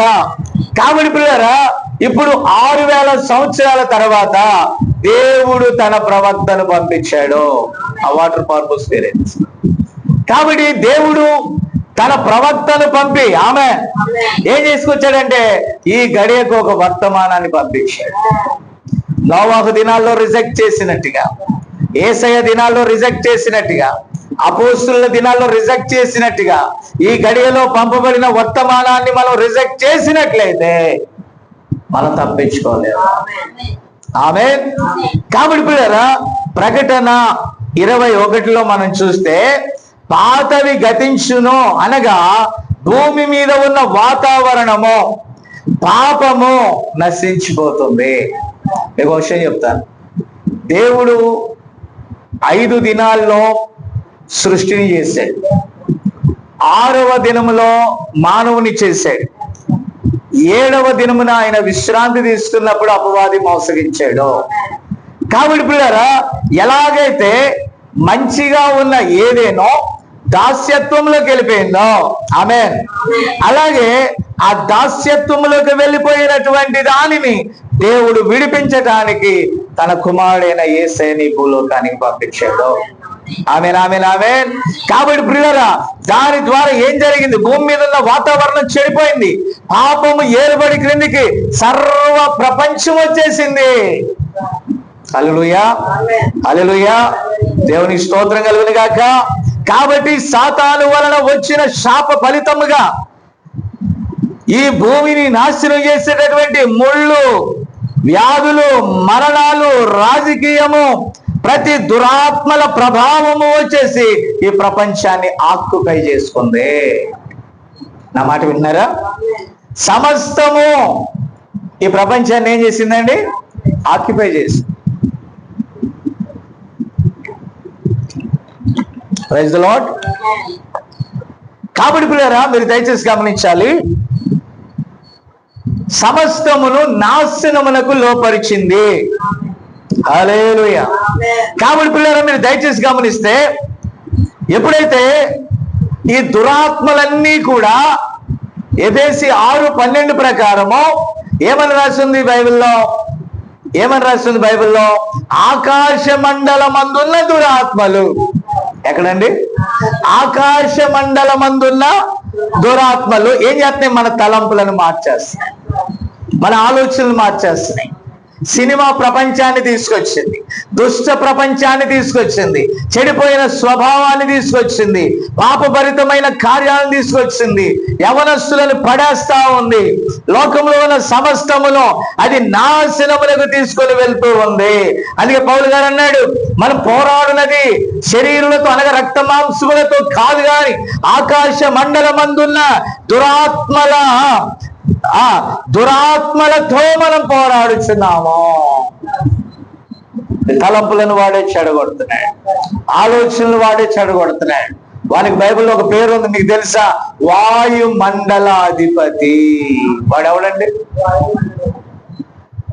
వాయుమండల. ఇంకొక పేరు ఉంది, ప్రకృతి. వాడు ఎలాంటి వాడంట? యుగ సంబంధమైన ప్రకృతి పరమైన దేవత. అంటే ఈ లోక ఆకర్షణలను పెట్టేసి దేవుని దగ్గరికి మనం రాకుండా వాడు మనల్ని ఆకర్షించి త్రోవ తప్పిస్తున్నాడు. మీకు అర్థం చేసుకోవాలి. హల్లెలూయా.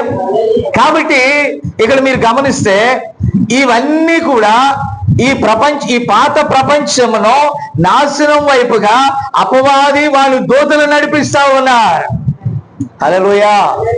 ఇప్పుడు దేవుడు ఏం చేస్తున్నాడంటే ఆ పాత ప్రపంచాన్ని శుద్ధి చేసి తిరిగి మన స్వాధీనాన్ని పెట్టాలనుకుంటున్నాడు ఆయన. బైబిల్ ఏమన్నాడు తెలుసా? నీతిమంతుల సంతానము ఈ భూమిని స్వతంత్రించుకుంటారు. ఇక్కడ మనం దీనులు భూమిని స్వతంత్రించుకుంటారు. వారితో కలిసి మనం నలుగురితో కలిసి వెళ్ళట్లేదు, వారి లెక్క లోకానుసారంగా మనం తిరగట్లేదు, వారి ప్రభావానికి మనం లోను కాకుండా దీనులమై తగ్గించుకొని వాక్యముతో నిలబడి ఉన్నాము గనుక మరలా దేవుడు దీన్ని ఫ్రెష్ చేసి ఈ భూమిని మళ్ళీ మనకిస్తాడు. హల్లెలూయా. హల్లెలూయా. నీటి ద్వారా శుద్ధి, రక్తం ద్వారా శుద్ధి, అగ్ని ద్వారా శుద్ధి. దేవునికి స్తోత్రం. ఇప్పుడు ఒక మనిషి విడిపించబడాలంటే వాక్యానుసారంగా మారు మనసు పొందాలి. మారు మనసు పొంది పాప క్షమాపణ నిమిత్తం ప్రభువైన యేసుక్రీస్తు నామములో బాప్తిజం పొందాలి. బాప్తిజం పొందాక చర్చికి వచ్చి వాక్య శుద్ధీకరణ అనగా వాక్యానికి లోపరుచుకోవాలి. థర్డ్ ఏంటంటే పరిశుద్ధాత్మను పొందుకోవాలి. ఇది నాది అని ఆయన స్వీకరించాలి. ప్రభు చిత్తమైతే పుత్ర స్వీకారం కూడా నేను చెప్తాను. వచ్చే వారం నుండి అంశం ఏంటంటే ఆమె టోకెన్. ఆయన మనకు ఒక గుర్తు ఇస్తాడు. ఇది నాది అనేటటువంటి ఒక గుర్తు దేవుడు మనకిస్తాడు. దేవుని స్తోత్రం కలుగును గాక. కాబట్టి ఈ భూలోకంలో మనం ఉన్నప్పటికీ కూడా ఈ భూలోకాన్ని ఏలేటటువంటిది ఎవరో తెలుసా? సాతాను ప్రపంచమే ఇప్పుడు నడుస్తుంది. దీనికి నాయకుడు ఎవడంటే సాతానుడే. సాతాను తన అధికారం ఉన్నంత వరకు ఈ రోజు దేవుడు మనలను ప్రత్యేకపరుస్తాడు తప్ప ఈ భూమి ఈ ఆకాశం ఇప్పుడే మనకు స్వాధీనం కాదు. ఒక సమయం వచ్చినప్పుడు దేవుడు దాన్ని మనకు అప్పగిస్తాడు. హల్లెలూయా. ఆ సమయం వరకు మౌనులుగా దీనులుగా మనం కనిపెట్టుకొని ఉండాలి. హల్లెలూయా. దేవుని స్తోత్రం. ఓకే, ఇక్కడ చూడండి, ఈ వాతావరణము లేదా ఆకాశములు చెడు కొరకు నిర్మింపబడలేదు, కానీ పాప ఫలితముగా చెడుగా మారిపోయాయి. వాడు మార్చేశాడు. ప్రస్తుతానికి ఈ గదులను మనం దేనికి వాడుకుంటున్నాం? మనం మారిపోయామో ఇంకొకరు వచ్చారా? ఇది మన డయాస్ కదా. ఇక్కడ ఒక టేబుల్ వేసుకొని వాళ్ళు ఏం పెట్టుకుంటారు? టీవీ పెట్టుకొని, నా మాట విన్నారా? టీవీ పెట్టుకొని ఇక్కడంతా యూత్ కలిసి ఈ పాటలు పెట్టుకొని ఏం చేస్తారు? ఇక్కడ మన పాటలు పాడి దేవుని పాటలు పాడి మనం స్తుతించి ఆరాధన చేసాం. వాడు ఏం పెడతాడు అక్కడ? సినిమా పాటలు పెట్టి వాడి ప్రతినిధులను తెచ్చుకొని వాడి కార్యక్రమాలు చూపిస్తాడు. స్థలం ఒకటేగా? స్థలం ఒకటేనా? భూమి ఒకటేనా? భూమి దేవునిదేనా? దేవుని భూమిని దెయ్యం స్వాధీనమైనప్పుడు వాడు ఎవరిని తీసుకొచ్చాడు? వాని పిల్లల్ని తీసుకొచ్చి ఎంజాయ్ చేయండి అంటే. ఓకేనా? ఇప్పుడు చిన్న సన్ని రక్షణ పొందాడు. ఏం పొందాడు? ఇప్పుడు రక్షణ కాపాడుకుంటున్నాడు. ఏం చేస్తున్నాడు? కాపాడుకుంటాడు. ఇప్పుడు రక్షింపబడిన అమ్మాయిని కాకుండా రక్షణ లేని అమ్మాయిని ప్రేమించాడు. నా మాట అర్థం చేసుకోవాలి. ఎవరిని ప్రేమించాడు? అప్పుడు నేను బతిలాడాం, వాళ్ళ అమ్మ నాన్న బతిలాడారు, అందరూ బతిలాడినా ఆమె నాకు నచ్చింది అన్నాడు. ఏమన్నాడు? ఆమె నాకు నచ్చింది అన్నాడు. ఈ గొర్రె సప్తుంది తొందరలో. అంటే అర్థమైందా మీకు? కాబట్టి ఆమె వచ్చి ఏముంది? ఈ క్యాండిడేట్ అంటాడు, నేను మాకు పలానా చర్చి ఉంది, ప్రేయర్ వెళ్ళాలి, సండే ప్రేయర్కి వెళ్ళాలి అని. అప్పుడు ఆమె ఏమంటది? లోకస్తురాలు అయితే వీకెండ్ ఎక్కడికి వెళ్ళాలి? ఇప్పుడు సినిమాకి వెళ్ళాలి, షికార్కి వెళ్ళాలి, బీచ్కి వెళ్ళాలి, పలానికి వెళ్ళాలి, మటన్ తినాలి, బిర్యానీ తినాలి, హైదరాబాద్ బిర్యానీకి వెళ్ళాలి. ఆదివారం ఏమైపోయింది? ఆ రోజు పరిశుద్ధ దినాన్ని ఏం చేశాడు? పాపమునకు అప్పగించాడు. అంటే భూమి మంచిదే. ఈ భూమి ఏమైంది? మంచిదే. ఈ భూమిని తాకట్టు పెట్టినప్పుడు ఏమైపోయింది? అది వచ్చి ఈ భూమిని లోపరుచుకుంది. ఎవరిష్టానికి?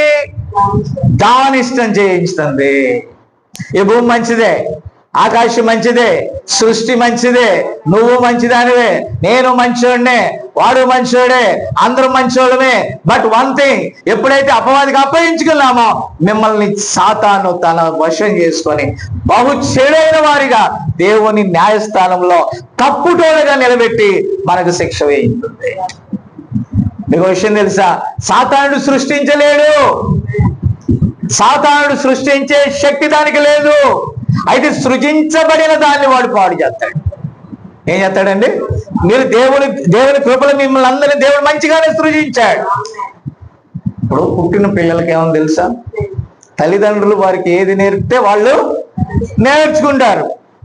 తల్లిదండ్రులు భయభక్తులు గల వాళ్ళు అనుకోండి, దేవుని వాక్యం నేర్పుతారు, ప్రార్థన నేర్పుతారు, ఆరాధన నేర్పుతారు, చర్చికి వెళ్ళడం నేర్పుతారు, స్తుతించడం నేర్పుతారు, హల్లెలూయా అంటం నేర్పుతారు, ఆమేన్ అంటం నేర్పుతారు. నువ్వు వారికి అది నేర్పావు కాబట్టి వారు దాన్ని పాటిస్తారు. అంటే వాళ్ళకి ఏం తెలియదు. యాక్చువల్గా చెప్పాలంటే వాళ్ళు పరిశుద్ధులు. పరిశుద్ధులైన పిల్లల్ని ఎవరు చెడగొడుతున్నారు? తల్లిదండ్రులు చెడిపోయిన వాళ్ళు అయితే పిల్లల్ని ఎలా చెడగొడుతున్నారు? అలా చెడగొడతారు. ఈరోజు సేవకులైన వారు చెడిపోయి సంఘాలను ఎలా చెడగొడుతున్నారు? వాళ్ళ విధానాల్లో చెడగొడుతున్నారు. Cinematic style. సినీ తారలు ఎలాగైతే వినారా? సినీ తారలు ఎలాగైతే డయాస్ మీద గందరగోళం చేస్తారో అంతకంటే భయంకరమైన పాపము క్రైస్తవ్యంలో జరుగుతుంది. యవనస్తులు విపరీతంగా చెలరేగిపోయి డాన్స్ వేయటం ఆత్మావేశంతో కాదది, ఒక భయంకరమైన ఉద్రేకాలతో ఎగిరి ఎగిరి ఎగిరి దూకి దూకి దూకి గందరగోళం చేసేసారు క్రైస్తవ్యాన్ని. అందుకే దేవుడు అన్యజనులు రేపేయడానికి క్రైస్తవుల మీదకి. ఎందుకు అన్యజనులు ఆంధ్ర తెలంగాణ ప్రాంతాల్లో క్రైస్తవుల మీదకి అన్యజనులు ఎందుకు ఒంటికాల మీద వస్తున్నారు? ప్రభుత్వాలు ఎందుకు వ్యతిరేకంగా ఉన్నాయి? ఎవరు వారిని అలాగే అప్పగించాడు? దేవుడే అప్పగించాడు వాళ్ళని. ఎందుకంటే వారు సరైన క్రమంలో పెట్టట్లేదు సంఘాలని. ఎప్పుడైతే ఇజ్రాయేలీలు పాపం చేశారో శత్రు రాజులకు అప్పగించాడు దేవుడు. ఎప్పుడైతే దేవుని ప్రజలు దారి తొలగిపోయారో, ప్రవక్తల మాటలు వినలేదో, దేవుడు వారిని తీసుకెళ్లి శత్రువులకు అప్పగించాడు. ఈరోజు చెన్నైలో ప్రశాంతంగా ఉంది. కారణం ఏంటంటే ఇక్కడ అంత దారుణంగా లేవు చర్చీలు. దేవుని ఎడల భయం ఉంది, భక్తి ఉంది. వాళ్ళకి తెలిసినంత వరకు ఆదివారం వెళ్ళి ఆరాధన చేస్తారు, వెళ్తారు. కానీ ఆంధ్ర తెలంగాణ చెడిపోయినంత విధంగా నేను ఎక్కడ చూడలేదు. భయంకరంగా చెడిపోయాయి. కారణం ఏంటో తెలుసా? భయంకరమైన యూత్ వచ్చింది, కుర్ర సేవకులు వచ్చారు. వాళ్ళు వచ్చి సినిమా స్టైల్ అంతా తీసుకొచ్చారు, ప్రజలను ఉద్రేకపూర్ణులుగా చేస్తున్నారు. వాళ్ళలో డబ్బు పిచ్చి పెట్టి డబ్బు యొక్క దాస్యత్వములకు వాళ్ళందరి ఆత్మలను అమ్మేస్తున్నారు వాళ్ళు సాతానికి. క్షేమాభివృద్ధి లేదు, గద్దింపు లేదు, బుద్ధి చెప్పడం లేదు, సరి చేసుకోమంటం లేదు. ఏదో ఒక ఊహలతో కథలు, సినిమాటిక్ కథలు, కట్టు కథలు, కల్పనా కథలు చెప్పే కాలం వచ్చేసింది. హల్లెలూయా. వాళ్ళ మనసులో ఏదైతే ఉందో అదే వీళ్ళు చేయటం. వాళ్ళు అనుకుంటారు ఉన్నది ఉన్నట్టుగా పోలీసు ఎవడొస్తారు మన దగ్గరికి, రాకపోయినా పర్వాలా, పరలోకానికి వాళ్ళు వెళ్తారా, పరలోకానికి వారు వెళ్ళనప్పుడు నువ్వెందుకు రా నాయన సేవకుడివి, సర్వనాశనం చేసే సాతాను దూతలారా మీకు శ్రమ, బిలాము వంటి వారులారా మీకు శ్రమ, తప్పుడు త్రోవను నడిపించే కయ్యూను సంతానమా మీకు శ్రమ. దేవుని ప్రజలను దయ్యములకు బలి ఇస్తూ ఉన్నారు మీరు, దయ్యపు కార్యాలు చేయిస్తూ ఉన్నారు మీరు, చెడిపోయిన కార్యాలు చేయిస్తూ ఉన్నారు మీరు. ఆ సినిమా ప్రభావము, సినిమా యొక్క యుక్తి, సినిమా యొక్క విధానాన్ని తీసుకొచ్చి దేవుని కంటే కూడా పైకి భక్తి గల వారి వల్ల ఉండి దాని శక్తిని ఎరగకుండా దేవుని కంటే కూడా సుఖానుభవాన్ని ఎక్కువగా ప్రేమించి ఆ డబ్బు మత్తులో పడి ప్రజలను కొట్టేస్తున్నారు మీరు. తీర్పులో నిలబడాలి. దేవుడు ఖచ్చితంగా వారిని తీర్పులో నిలబెడతాడు.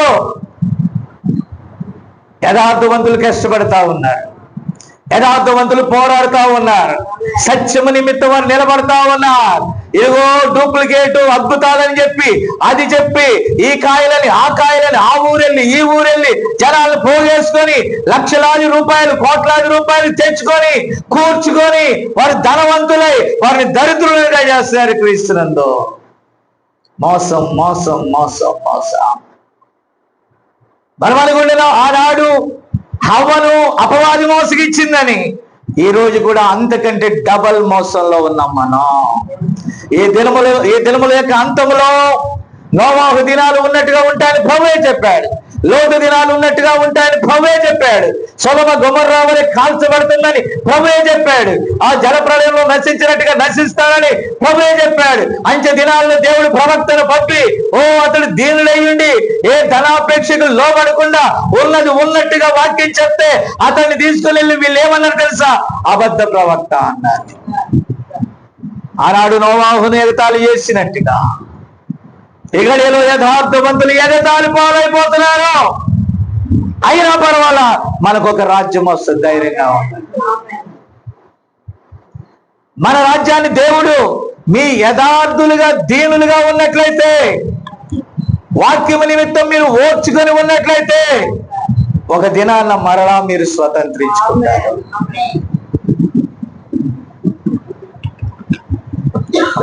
నేనన్నాను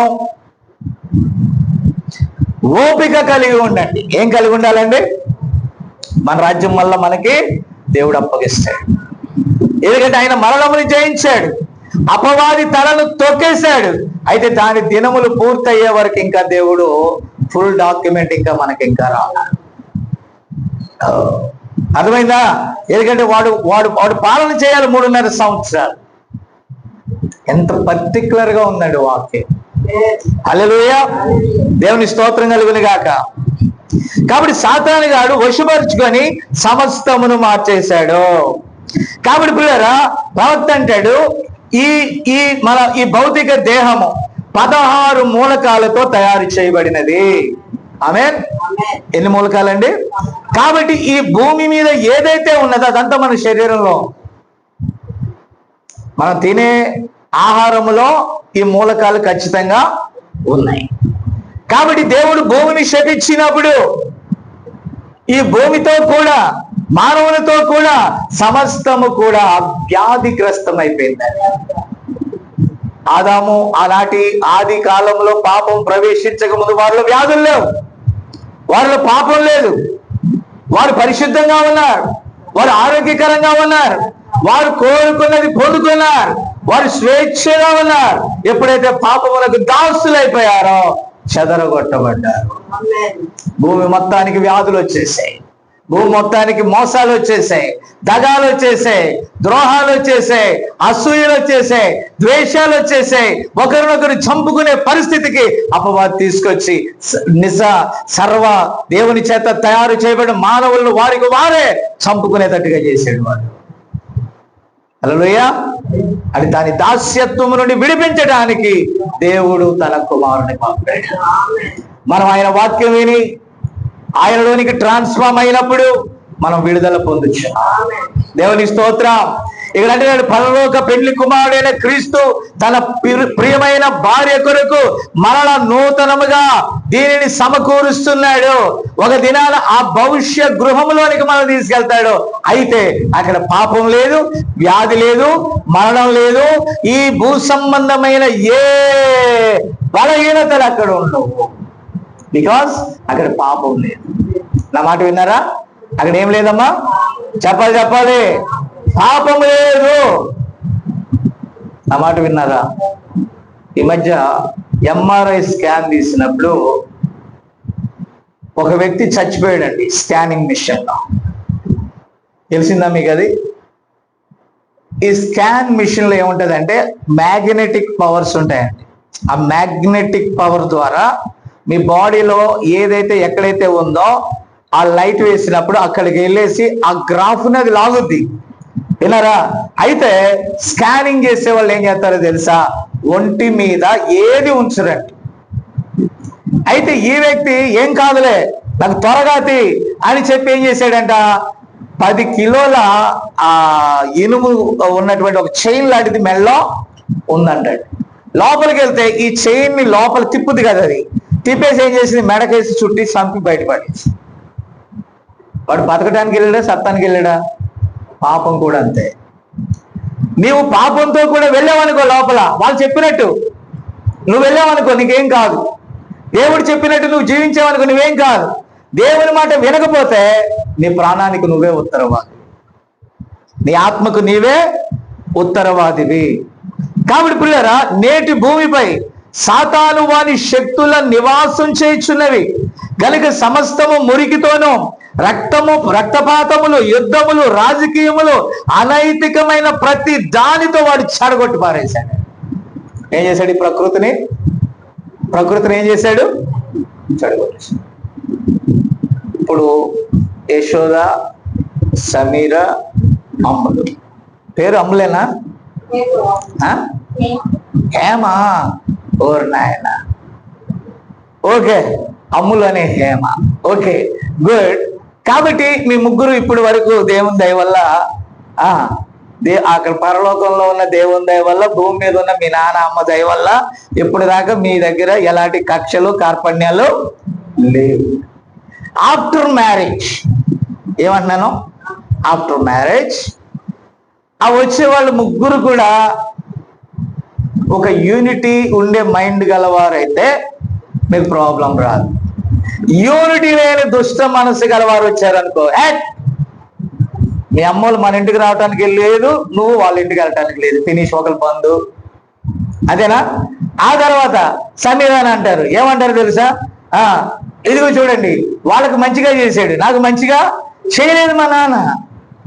ఏంటి కారణం? ఏం పెట్టాడు? పెట్టినాడయా సాతాను కలహంబులను చెదరగొట్టినాడయా కుటుంబాలను. కాబట్టి ఏం చేశాడు వాడు తెచ్చి? ఇప్పుడు దాకా మీరు ఎలా ఉన్నారు? తాజాగా ఉన్నారు, ఫ్రెష్. అంతేనా? మీ మనసులో ఏమన్నా ఉందా? యూనిటీగా ఉన్నారా మీ నాన్న బట్టి, మీ అమ్మని బట్టి? వాడు తీసుకొచ్చి పెట్టాడు అనుకో, ఎలా ఉంటారు ఇప్పుడు? ఎలా ఉంటాడండి? ఎవరన్నా మాట్లాడి అమ్మ అమ్ములు బాగుందో, ఎవతాది అమ్ములు, ఏమా దోమ, ఐ డోంట్ నో. మా ఆయన మాట్లాడొద్దు అన్నాడు వాళ్ళతో. ఎవడు పెట్టాడు? ఏది? అలాగే పోనీ అమ్ములు అడిగింది అనుకో, యశోదక్క 10,000 సహాయం చేయరాదు, కొద్దిగా ఇబ్బందిలో ఉన్నావా అని అంటే, 10,000 కాదు 10 పైసలు ఇవ్వద్దు అన్నాడు. లేదక్క నాకు బలహీనత వచ్చింది, జ్వరం వచ్చింది, హాస్పిటల్లో ఉన్నాను, నా దగ్గర డబ్బులు లేవు, పనులు లేవు, వర్షాలు కుడుతున్నాయి అని అంటే, వర్షాలు కాదు, వర్షాలు కురిసినా నేను ఇవ్వను, తుఫాన్లు వచ్చినా నేను ఇవ్వను, నువ్వు వరదలో కొట్టుకెళ్ళిపోయినా నేను ఇవ్వను, హాస్పిటల్ నుంచి నువ్వు ఇంటికి రాకపోయినా నేను. ఏంటి? ఎందుకు కఠినమైపోయింది మనసు? దెయ్యం. ప్రజలందరూ మంచోళ్ళే. సింహము చూడండి, సింహము ఎద్దు కలిసి మేసే వాతావరణం ఎందుకు మారిపోయింది?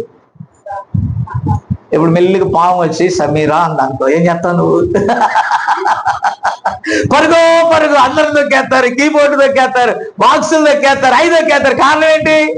చెప్పాలి కారణం ఏంటి? భయపడుతున్నాం. కానీ చిన్నపిల్లలే పాములతో ఆడుకుంటారంట. మొన్న ఎవరు అంటున్నారు, అక్కడికి వీళ్ళ బాబాయ్ అంటారు, జన్యాన టెల్నవ్వబాకండయ్య గారు, అది పచ్చటి మొక్క ఉంటది, మొక్క కింద ఎర్రటి పురుగు ఉంటది, అది కుడితే దద్దు వస్తుంది అన్నాడండి. ఏమవుతుంది? కానీ బైబిల్ ఏమంటుంది? దేవుని ఏదేలో అవి ఏది కూడా ఎవరికి, చీమ కూడా ఎవరికి హాని చెయ్యదు. అర్థమైందా?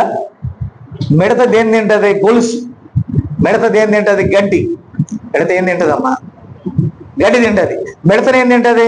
కప్ప తింటది. కప్పను ఏం తింటది? పాము తింటది. పామును ఏం తింటది? గద్ద తింటది. అంటే చివరికి గొలుసు ఎలా మారిపోయింది? ఇప్పుడు సర్పము కూడా ఈ మట్టి తింటది, గద్ద కూడా ఆ ఫలాలు ఏదో తినాలా. ఏది ఆ నేచర్ లో ఏం తినడం మొదలెట్టింది? ఇప్పుడు ఆ మిడతను అడిగితే మిడత ప్రార్థన చేస్తుంది, ప్రభువా ఈ కప్పు నుండి నన్ను తప్పించయ్యా. కప్ప ప్రార్థన చేస్తుంది, ప్రభువా 10 మిడతలు దొరికేటట్టు చెయ్యయ్యా, నాకు కడుపంతా ఆకలిగా ఉందని. అప్పుడు పాము అంటది, ప్రభువా ఒక మంచి పండుగప్పలు నాకు ఇవ్వయ్యా, నేను తినాలంటుంది.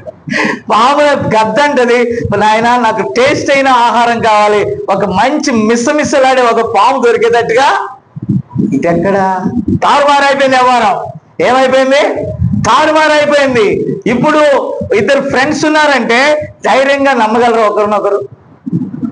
ఫ్రెండ్స్ తీసి పక్కన పెట్టు, భార్యాభర్తలు నమ్ముకోగలరా? ఎవరి డిపాజిట్లు వాళ్ళకి సపరేట్ గా ఉంటాయి. ఏముంటాయి? ఎవరి డిపాజిట్లు, ఎవరి షాపింగ్ వాళ్ళకి సపరేట్ గా ఉంటది. భర్తకు తెలియకుండా భార్య షాపింగ్ ఉంటుంది, భార్యకు తెలియకుండా భర్త షాపింగ్ ఉంటుంది. ఎందుకు ఇలా డివైడ్ అయిపోయింది?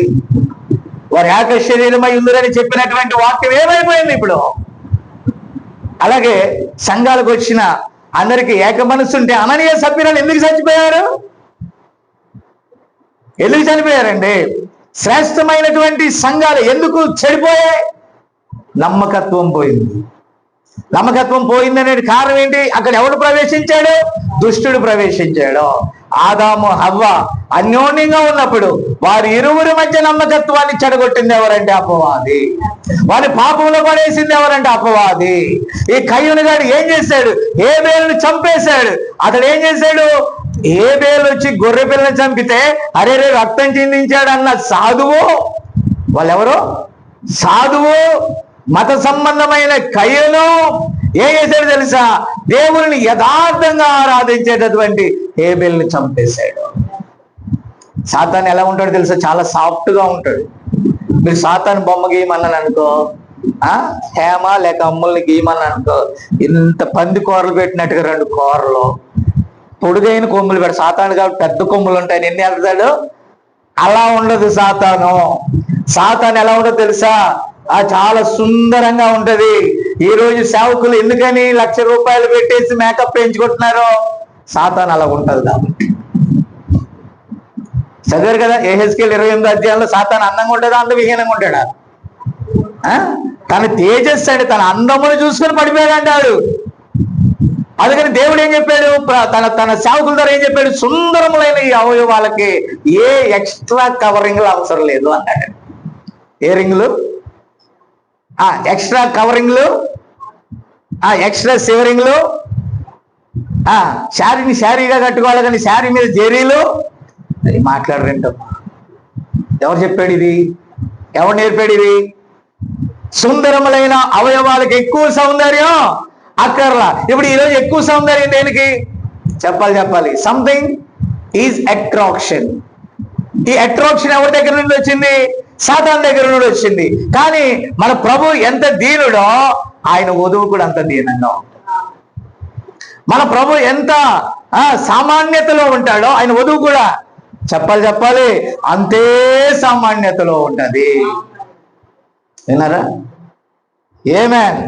ఓకే. ఇంకొక మాట, నేటి భూమిపై సాతాను వాని శక్తులు నివాసం చేయుచున్నవి కనుక ఈ రోజు పోరాటాలు మొదలయ్యాయి. కానీ దేవుడు దాన్ని ఎలా చేస్తున్నాడు తెలుసా? నీతీకరణ ద్వారా, శుద్ధీకరణ ద్వారా, పరిశుద్ధాత్మ ద్వారా నిన్ను పాపము నుండి తన రక్తం ద్వారా ఎలా విడిపిస్తున్నాడో ఈ భూమి కూడా విడిపించబడుతుంది. నీతిమంతులైన ప్రజలు విడిపించబడుచున్నప్పుడు, నీతిమంతులు పరిపాలన ఈ భూమి మీద చేసేటప్పుడు నీతి వ్యతిరేకమైన దాన్ని దేవుడు ఏం చేస్తున్నాడు? 3 అయ్యోల ద్వారా డిస్ట్రాయిడ్. మొదటి అయ్యో ఏంట్రా? మొదటి అయ్యో ఎస్, 2 అయ్యో, 3 అయ్యో. ఓకే, కాబట్టి ఈ ప్రవక్త చక్కగా అంటాడు ఇవన్నీ కూడా అణుబాంబుల మీద, అంటే వాళ్ళ పేరు రాశాడంటే దేని మీద? ఫర్ ఎగ్జాంపుల్ శామ్యూల్ కదా నీ పేరు, శామ్యూల్ అనే పేరు ఒక అణుబాంబు మీద రాశాడు అనుకో, అది ఉక్రెయిన్ నుంచి బొబ్బలు పెడతా వస్తుంది. ఏమవుతుంది? శామ్యూలేడి శామ్యూలేడి శామ్యూలేడి అని మనం అనుకుంటాం. ఏంటి అయ్యగారు ఇక్కడ శామ్యూల్ అని అరుస్తుంది, ఏంటంట బాంబు ఏంటి శామ్యూల్ అంటుంది అని అంటే, నేనంటాను నాకు తెలుసు కాబట్టి మీరు బయటకు రండి అమ్మా, శామ్యూల్ కోసం వచ్చింది వాడి మీదే పడుతుంది అని అంటాను. అప్పుడు ఢామ్మని పడుతుంది, పొగ వచ్చేస్తుంది, ఈడైపోతాడు, పొగ అంతా బయటకు తోలేసి మనం కూర్చుంటాం ఇక్కడ. ఎందుకనంటే వధువు మీద ఆమె అంటే వాక్య వధువు మీద ఒక్క అణుబాంబు కూడా పడదంట. ఒకవేళ పడినా కూడా వారు నాశనం కారంట.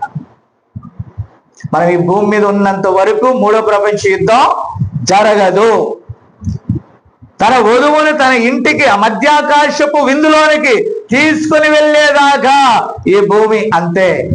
ఆ వధువు వెళ్ళిపోయాక 3.5 సంవత్సరాల సాతాను పరిపాలన అయిన తర్వాత వాడు బంధించబడ్డాక 1000 సంవత్సరాల హనీమూన్. దేవుని స్తోత్రం. తన వధువుని తీసుకుని ఆయన భూమి మీదకి వస్తాడు. అప్పుడు అపవాది బంధించబడుతుంది కాబట్టి భూమి మీద ఉన్నటువంటి ప్రజలు వాళ్ళు పాపం చేయాలని ఉన్నా చేయలేరు. ఇంకా ఎందుకు చేయలేరంటే అపవాది బంధించబడుతుంది. మళ్ళా 1000 ఏళ్ల తర్వాత అపవాది విడిపించబడినప్పుడు పాప సంబంధులలో నుంచి పాపపు మొలకలు అవుతాయి. మళ్ళా వాళ్ళు దేవుని మీద తిరుగుబాటు చేస్తారు.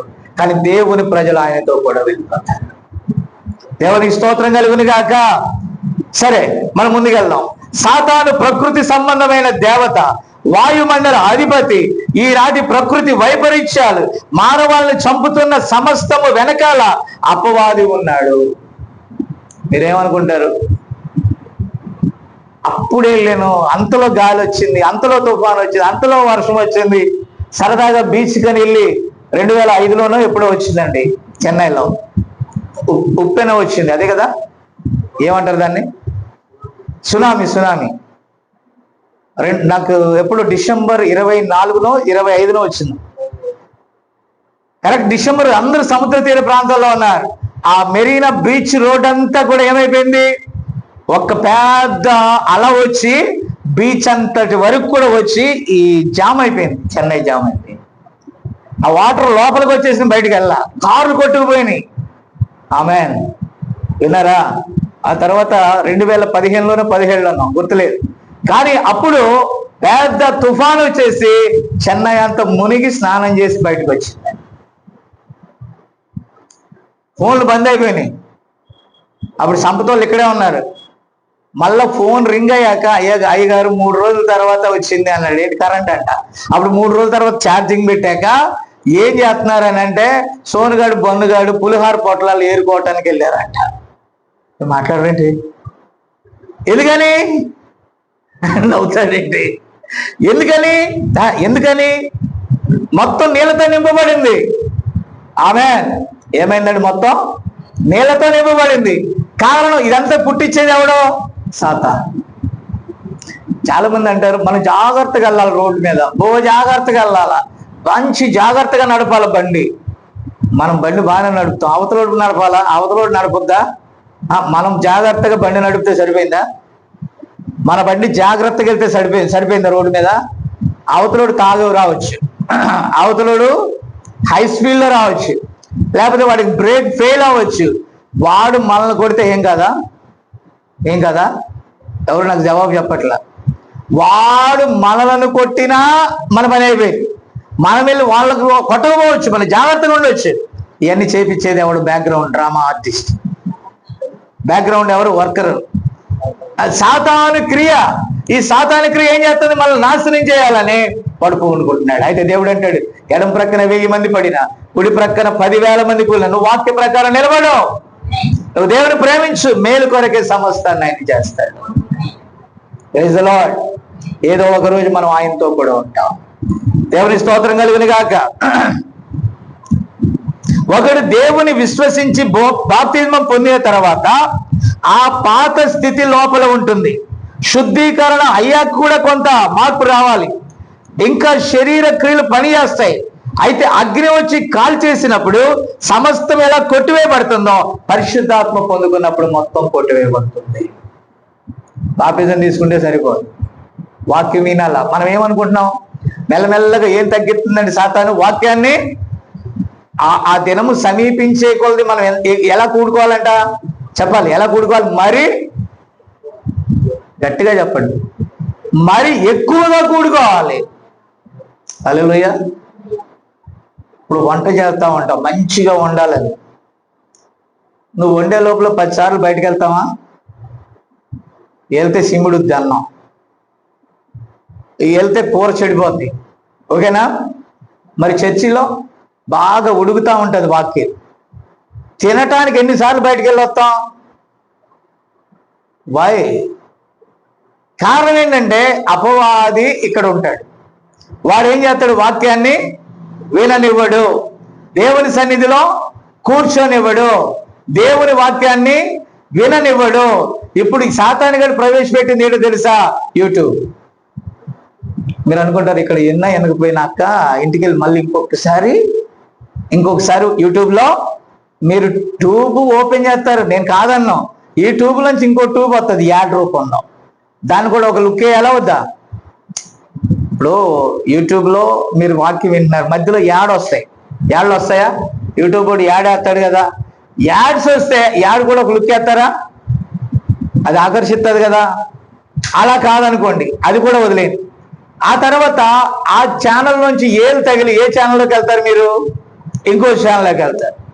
అక్కడి నుంచి వాక్యం అని ప్రారంభించి యూట్యూబ్ ఎక్కడికి వెళ్తారండి? వెళ్ళి ఏదో ఒక మంచి సినిమా చూసి పడుకుంటారు. ప్రారంభం ఎంట్రన్స్ ఏంటి? అయ్యగారు వాక్యం. ముగింపు ఏంటి? హీరో గారి సినిమా. ఎవరు మాట్లాడట్లా. ఎంట్రన్స్ ఏంటి? అయ్యగారు వాక్యం. ముగింపు ఏంటి? ఒక సినిమా. ఏంటమ్మా మాట్లాడరు? సాతాను మోసగిస్తున్నాడా లేదా? కాబట్టి ఈ అంత్య దినాల్లో వాడు ఎన్నో టెక్నిక్లు వాడుతున్నాడు. ఏనికులు? అందుకని సాతాను సంబంధులైనటువంటి ఈ సేవకులు వాళ్ళ టెక్నిక్ ఏంటంటే ప్రజలకి ఏది ఇష్టమో దాని వైపు రప్పించి వాళ్ళ జోబులు డబ్బులు గుల్ల. ఏంటది? ఒక ఆయన ఉన్నాడు, వాళ్ళ భార్యకి బాగాలేకపోతే గిద్దలూరులో ఒక మిలిటరీ ఆయన అండి. నేను ప్రార్థన చేయడానికి వెళ్ళాను, చాలా కష్టపడ్డాం ఆ రోజు. ఒక ఆటో తీసుకొని వెళ్ళామండి. అప్పుడు మన కార్లు లేవు, I-20 లేదు, ఇది లేదు, 2 లేదు. అప్పుడు ఫస్ట్ ప్రారంభం కాబట్టి వెళ్ళాం, ఆటోలో వెళ్ళామండి. చాలా స్ట్రగుల్డ్. ఆటోలో వెళ్ళి అక్కడ వాక్యం చెప్పి వారి కోసం ప్రార్థన చేస్తే ఆరోగ్యం పొందుకున్నాం. ఆరోగ్యం పొందుకున్నాక హైదరాబాద్ వెళ్ళారండి. జాబ్ వచ్చింది ఆయనకి. హైదరాబాద్ వెళ్ళారు. హైదరాబాద్ వెళ్ళాక 1-2 సార్లు నన్ను హైదరాబాద్ పిలిచారు. వాళ్ళు డూప్లెక్స్ హౌస్ అద్దెకి తీసుకొని ఉన్నారండి. అక్కడ సెక్యూరిటీ ఆఫీస్ పెట్టారు. అలాగేదో మొత్తం మీద డెవలప్ అయ్యారండి. డెవలప్ అయిన తర్వాత అతన్ని ఏది ఆకర్షించిందో తెలుసా? కల్వరి సిలువ గారు, కల్వరి సతీష్ గారు ఆకర్షించారు. అక్కడ మంచి ఒక సేవకుడు ఉండి అక్కడికి వెళ్ళేవాళ్ళండి. పాపం ఆ సేవకుడు వచ్చేవాడు. నేను కూడా వెళ్ళినప్పుడు బ్రదర్ బాగున్నారా అది ఇది నాతో మాట్లాడేవాడు. ఇప్పుడు మా ఇద్దరిని బాయ్కాట్ చేసి ఆ సతీష్ అనే సాలుగుడు ఏం చేసింది? లోపలికి లాగేసుకుంది. ఎక్కడ లాగేసింది? మళ్ళా అంటారు అప్పుడు నన్ను ఒకసారి హైదరాబాద్ రమ్మన్నాడు. వెళ్ళిన తర్వాత అన్నయ్య నేను మీకు ఒక చిన్న హెల్ప్ చేయాలనుకుంటున్నాను అన్నాడు. ఏంటి అన్నాను. నేను సతీష్ గారిని పరిచయం చేస్తాను, అందరూ 10,000 ఇస్తే గాని పరిచయం కాదు, నీకు ఫ్రీ టికెట్ అన్నాడు. నాకు అవసరంలా. సతీష్ ఎవరు సేవ చేస్తున్నాడు అన్నాను నేను. దేవుని సేవ అన్నాడు. దేవుడు ఎవరు అన్నాడు? యేసుప్రభు అన్నాడు. యేసుప్రభువే నాకు ఫ్రీగా దొరుకుతున్నాడు, ఈయనకి నేను వెళ్ళాలా? అవసరంలా. ఆ దేవుడే నా ప్రార్థన వింటున్నాడు, ఈ దేవుళ్ళు అవసరం లేదని చెప్తాను. ఒకవేళ ఫ్రెండ్లీగా ఒక దైవజనుడై ఆత్మీయత ద్వారా వెళితే నో ప్రాబ్లం, అలా కాదంట, ఒక బ్రాండ్ అంబాసిడర్ లాగా. నో సార్, నేను అన్నాను, నేను మొర్దుకై లాంటి వినరా, వాక్య విరోధమైన క్రియ చేసేవాడికి నా తల వంచ కబడతారన్న. దేవుని స్తోత్రం కలుగును గాక. కాబట్టి ప్రియమైన దేవుని బిడ్డలారా, ఇక్కడ గమనించినట్లయితే చాలా మంది ఏమైపోతున్నారు, వాళ్ళు ఇక్కడ మేలు పొందుకుంటున్నారు, ఎక్కడ సాలు కూడా ఆకర్షించి లాగేస్తున్నారు. ఎందుకనంటే అతడంట నెలకి ₹1,00,000 ఫ్రీ సెక్యూరిటీ ఇస్తాడంటే వాడికి. ఎంత? నేను అన్నాను, బ్రదర్ ఈ ₹1,00,000 ఫ్రీ ఆయనకి ఎలా ఇస్తున్నారు మీరేనంటే, నా దగ్గర ఒక 100 మంది సెక్యూరిటీ ఉన్నారు బ్రదరు, వాళ్ళ దగ్గర కమిషన్ రూపంలో కొట్టిందంతా ₹1,00,000, అది దుర్మార్గపు డబ్బు తెచ్చి దైవ సేవకుడికి కానుకిస్తున్నాడంట. అలాంటి కానుక ముట్టుకోవచ్చా? దొంగతనాలు చేసి, అబద్ధాలు చేసి, అబద్ధాలు ఆడి, లంచాలు తీసుకొని, వాడు ఏ దుర్మార్గమైనా చేసి నువ్వు మాత్రం ఆ సంఘానికి డబ్బులు కోట్లు. వీళ్ళేనండి ఏజెంట్ ఆఫ్ సాతాను. సాతాను ఏజెంట్ల వలలో అనేకులు పడిపోతున్నారు. అంత తేలిగ్గా నేను నీకు దొరుకుతానా? తల్లి గర్భంలోనే పేరు పెట్టి పిలిచాడు దేవుడు నన్ను. మాకొక రాజ్యం ఉంది, ఇంకా మా రాజ్యం రావడానికి ఎంతో టైం లేదు. నా తండ్రి రాజ్యం రావటానికి, నా యేసు రాజ్యం రావటానికి, ఆయన పరిపాలన రావటానికి, మధ్యాకాశంలో విందు కొరకు ఎంతో సమయం లేదు. ఇంత దాకా వచ్చి ఇప్పుడు టెంప్ట్ అయిపోయింది, దాంట్లో పడిపోతానా నేను? కలిగి ఉన్నదాన్ని గట్టిగా పట్టుకొని ఉన్నాం మేము. ఈ లోకంలో మాకేం అక్కర్లేదు, ఆయన ఉంటే చాలు. ఆయన రోజు మేము అనుభవించగలుగుతున్నాం. దేవునికి స్తోత్రం కలుగును గాక. నీ పాపిష్టి డబ్బు అక్కర్లేదు, పాపిష్టి సేవకులకు మేము రొక్కం. దేవునికి స్తోత్రం కలుగును గాక. కాబట్టి పిల్లరా, ఈ పాత ప్రపంచం పాపముతో నిండి ఉండగా పరిశుద్ధాత్మను పొందిన వారికి ఇది యోగ్యమైన స్థలము కాదు. ఇదేం కాదండి? చెప్పాలి, అయిపోవచ్చింది. ఇది ఏది కాదండి? యోగ్యమైన స్థలము. హెబ్రీయులకు రాసిన పత్రికలో పౌలు గారు అన్నారు, అట్టి వారికి ఈ లోకము యోగ్యమైనదే. మీరేం చేస్తారు? లోకం మీకు ఫేవరబుల్ అవ్వాలనుకోండి, మీరు లోకంలోకి వెళ్ళాలా, లోకం మీలోకి రావాలా? రెండు జరగాలి. లోకం మీలోకి రావాలి, మీరు ఎవరిలోకి వెళ్ళాలి? లోకంలోకి వెళ్ళాలి. నా మాట అర్థం కాల మీకు. కానీ యేసుప్రభు ఏమన్నాడు? నేను మీ యందున్న ఎడల, మీరు నా యందున్న ఎడల మీకు ఏది ఇష్టమో అడగండి అన్నాడు. అర్థమవుతుందా మీకు? అంటే వాక్యం మీలోకి రావాలి. మీరు ఎక్కడికి వెళ్ళాలి? వాక్యంలోకి వెళ్ళాలి. అప్పుడు మీరు దేవుణ్ణి అడగండి, ఈ భూమి మీద మీకు ఏది ఇష్టం ఆయన ఇష్టం. ఆయనకి ఇష్టమైంది ఏంటంటే వాక్యం అయితే, ఆ వాక్యాన్ని దేవుడు మనకి ఇస్తాడు. దేవుని స్తోత్రం కలుగును గాక. మనం త్వరగా వెళ్ళిపోతాం. ఒక మానవునిలో ఆయన నివసింపగోరినప్పుడు మొదటిది మారు మనసు పొందాలి. తర్వాత పాప క్షమాపణ నిమిత్తం అతడు బాప్తిజం పొందుతాడు, వాక్య శుద్ధీకరణ జరగాలి. ఆ తర్వాత పరిశుద్ధాత్మ బాప్తిజం పొందాలి. అలాగే నోవాహు జల ప్రళయం ద్వారా, యేసయ్య రక్తం ద్వారా, అలాగే ఆ తర్వాత రాబోయే అగ్ని బాప్తిజం ద్వారా పరిశుద్ధాత్మ ముద్రను మనం పొందినప్పుడు క్రీస్తు యేసులో విన్నారా, పరిశుద్ధాత్మను మనం దుఃఖ పెట్టకూడదు. ఎవరిని దుఃఖ పెట్టకూడదు? పరిశుద్ధాత్మను మనం. ఎందుకంటే పరిశుద్ధాత్మ మనల్ని శుద్ధీకరిస్తుంది. పరిశుద్ధాత్మ ఏం చేస్తుంది? శుద్ధీకరిస్తుంది. నేను అడుగుతున్నాను, మీరందరూ యవ్వన పిల్లలు, మీరు ఎప్పుడైనా యేసయ్యతో మాట్లాడారా? యేసయ్యతో మాట్లాడే భాష ఏంటి? మన భాష. దేవునితో ఎప్పుడైనా ప్రార్థన చేశారా? 10 నిమిషాలు వ్యక్తిగతంగా ప్రార్థన చేస్తున్నారు? బైబిల్ చదువుతున్నారా? వర్తమానాలు వింటున్నారా? లేకపోతే వర్తమానాలు చదువుతున్నారా? ఆమేన్. ఈ రోజుల్లో ఖాళీ లేకుండా చేశాడు సాతానుడు. ఏం చేశాడు? పని లేదు, తీరిక లేని పనులు పెడుతున్నాడు. కానీ దేవుని దగ్గరికి రానివ్వట్లా. మనం ఈ భూమి మీద ఎంత పని చేసినా, భూమి, ఆకాశం, డబ్బు సమస్తం కాలిపోతుంది ఒక రోజు. కానీ శాశ్వతంగా ఉండేది దేవుని వాక్యం. Praise the lord. హల్లెలూయా. కాబట్టి ఇక్కడ చూడండి, 1000 ఏళ్ల పాలన అంతం కాదు, ఇంకా తర్వాత కాల వ్యవధి ఉంటుంది. 1000 ఏళ్ళు అంటే ఏంటంటే 6 దినముల తర్వాత 7వ దినం ఏంటి? విశ్రాంతి దినం, సబ్బాత్. ఆ తర్వాత మరలా వచ్చేది 8వది. 8వది అంటే మళ్ళా మొదటి దినం. దేవుని స్తోత్రం. కాబట్టి పిల్లరా, 1000 ఏళ్ల పాలన అంతం కాదు, అది క్రొత్త భూమి కాదు, ఆ తర్వాత దేవుడు దాన్ని మనకి ఇవ్వబోతున్నాడు. అంటే దానిలోనికి మనల్ని ప్రవేశింపజేస్తున్నాడు. ఇందాక మనం చదువుకున్నాం యోహాను 14:2 నా తండ్రి ఇంట అంటే నా తండ్రి రాజ్యంలో అనేక నివాసములు ఉన్నవి, లేకపోతే మీతో చెప్తాను. అంటే ఇప్పుడు మనం ఎక్కడికి వెళ్తున్నాం? మళ్ళీ ఎక్కడికి వెళ్తున్నాం? యశోద వాళ్ళ అమ్మ గర్భంలోకి వెళ్తుందా? నో. ఆ గర్భం నుంచి మీరు వచ్చారు. అది ఒక చిన్న మజిలీ. మీకు అర్థమైందా? దేవుని యొద్ద నుండి బయలుదేరి మీ తండ్రి కణాల ద్వారా అమ్మ ద్వారా ఒక శరీరం ఏర్పడింది. కానీ మీరు బాప్తిజం పొందినప్పుడు మీరేమయ్యారు? దేవుని క్రీస్తుని ధరించుకున్నారు. నా మాట అర్థమైందా? ఇప్పుడు మీరు మళ్ళా ఎవరిలోకి వెళ్ళబోతున్నారు? క్రీస్తులోకి వెళ్ళబోతున్నారు. హల్లెలూయా. అంటే ఇప్పుడు ఇది ఏ జన్మ? పాత జన్మ అయితే యేసేపు జయమ్మ పిల్లలు, నూతన జన్మ అయితే క్రీస్తు బిడ్డలు.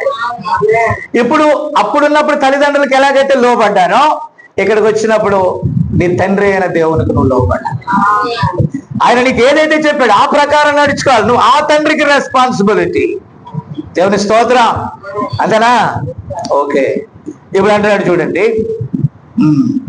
2 పేతురు 3 చెప్పినట్టుగా పంచభూతములు లయమగును. పోయిన వారం చెప్పుకున్నాం. అనగా ఈ భూమి పూర్తిగా లయమగును అని కాదు. కాస్మాస్ అనగా లోక క్రమము ఎలాగైతే ఆ మురికి వచ్చి ఈ లోకాన్ని ఆక్రమించిందో ఈ పరిశుద్ధత వచ్చి అదంతటిని కడిగేస్తుందండి. అంటే దీన్ని మళ్ళా ఫర్ ఎగ్జాంపుల్ ఈ గదిని ఇంకొకరు ఆక్రమించుకున్నారు, తర్వాత నువ్వు కొనుక్కున్నావు. ఇప్పుడు నీవు ఒకరికి అప్పయ్యావు. అప్పయినప్పుడు ఇల్లు ఎవరు లాక్కున్నారు? నీకు అప్పిచ్చిన వారు లాక్కున్నారు. లాక్కొని వాళ్ళకి ఇష్టం వచ్చినట్టుగా ఇల్లును చేసుకున్నారు, స్వాధీనపరచు. దేవుడి దయ వల్ల నువ్వు ఆ అప్పు కట్టి నీ ఇల్లు విడిపించుకున్నావు. విడిపించుకున్నాక నువ్వు ఎక్కడ నివాసం చేస్తావు? నీ పాతింట్లో నివాసం చేస్తావు. నివాసం చేయటానికంటే ముందేం చేస్తావు? దాన్ని శుభ్రపరుస్తావు, కడుగుతావు, మళ్ళీ పెయింటింగ్ వేస్తావు, మళ్ళీ దాన్ని అంతా నూతనంగా మారుస్తావు. అక్కడ ఉన్న మురికి చెత్త చెదారం శుభ్రం చేసాక మరలా వచ్చి నువ్వు అక్కడ నివాసం చేస్తావు. అలాగే దేవుడు మళ్ళీ దీన్ని ఏం చేస్తున్నాడు? రీసైక్లింగ్ చేస్తున్నాడు. మళ్ళీ అంతా శుద్ధి చేసి దేవుడు తిరిగి మనకు అప్పగిస్తున్నాడు.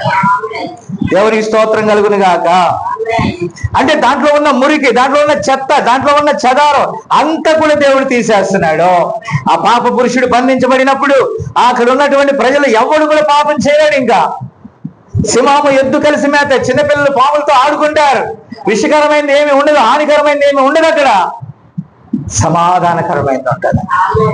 ఆమేన్. Praise the lord. కాబట్టి పిల్లరా 1000 ఏళ్ల పాలన అనంతరం గోగు మాగోగు యుద్ధం, అప్పుడు అపవాది పూర్తిగా లయమగును. కాబట్టి పిల్లరా ఇక్కడ భూమి ఆకాశములు కాలిపోవును అనగా గ్రీకు భాషలో ఫెరెరి కోమియా అనగా ఒక రూపము నుండి మరొక రూపంలోకి మారుట. ఆమేన్.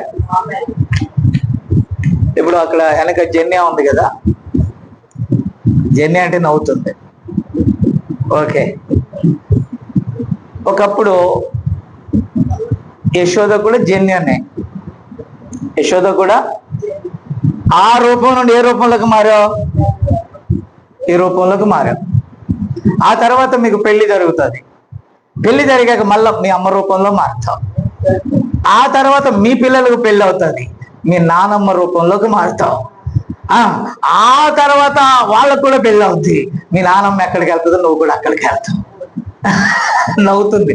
కానీ ప్రియరా ఇప్పుడు మీరు గమనిస్తే ఇప్పుడు మీ అందరు వెనకాల ఆ తాత ఉన్నాడే. ఇప్పుడు ఇక్కడ వచ్చి బాబీ వాక్యం చెప్పాడు అనుకో, సమీర్ ఒకసారి బ్యాక్ చూడు, లుక్ బ్యాక్. ఒకవేళ నేను అలా కూర్చుంటాను అలాగా. Hallelujah. No no no no. కానీ ప్రభు రాకడానికి సమీపంగా ఉంది. కాబట్టి మనం ఎలాగైతే ఆ ముసలితనంలోకి వెళ్ళిపోతున్నామో, అలాగా వృద్ధాప్యంలోకి వెళ్ళిపోతున్నామో, క్రీస్తు మహిమ వచ్చినప్పుడు మళ్ళా యవ్వనులుగా మారుతాం.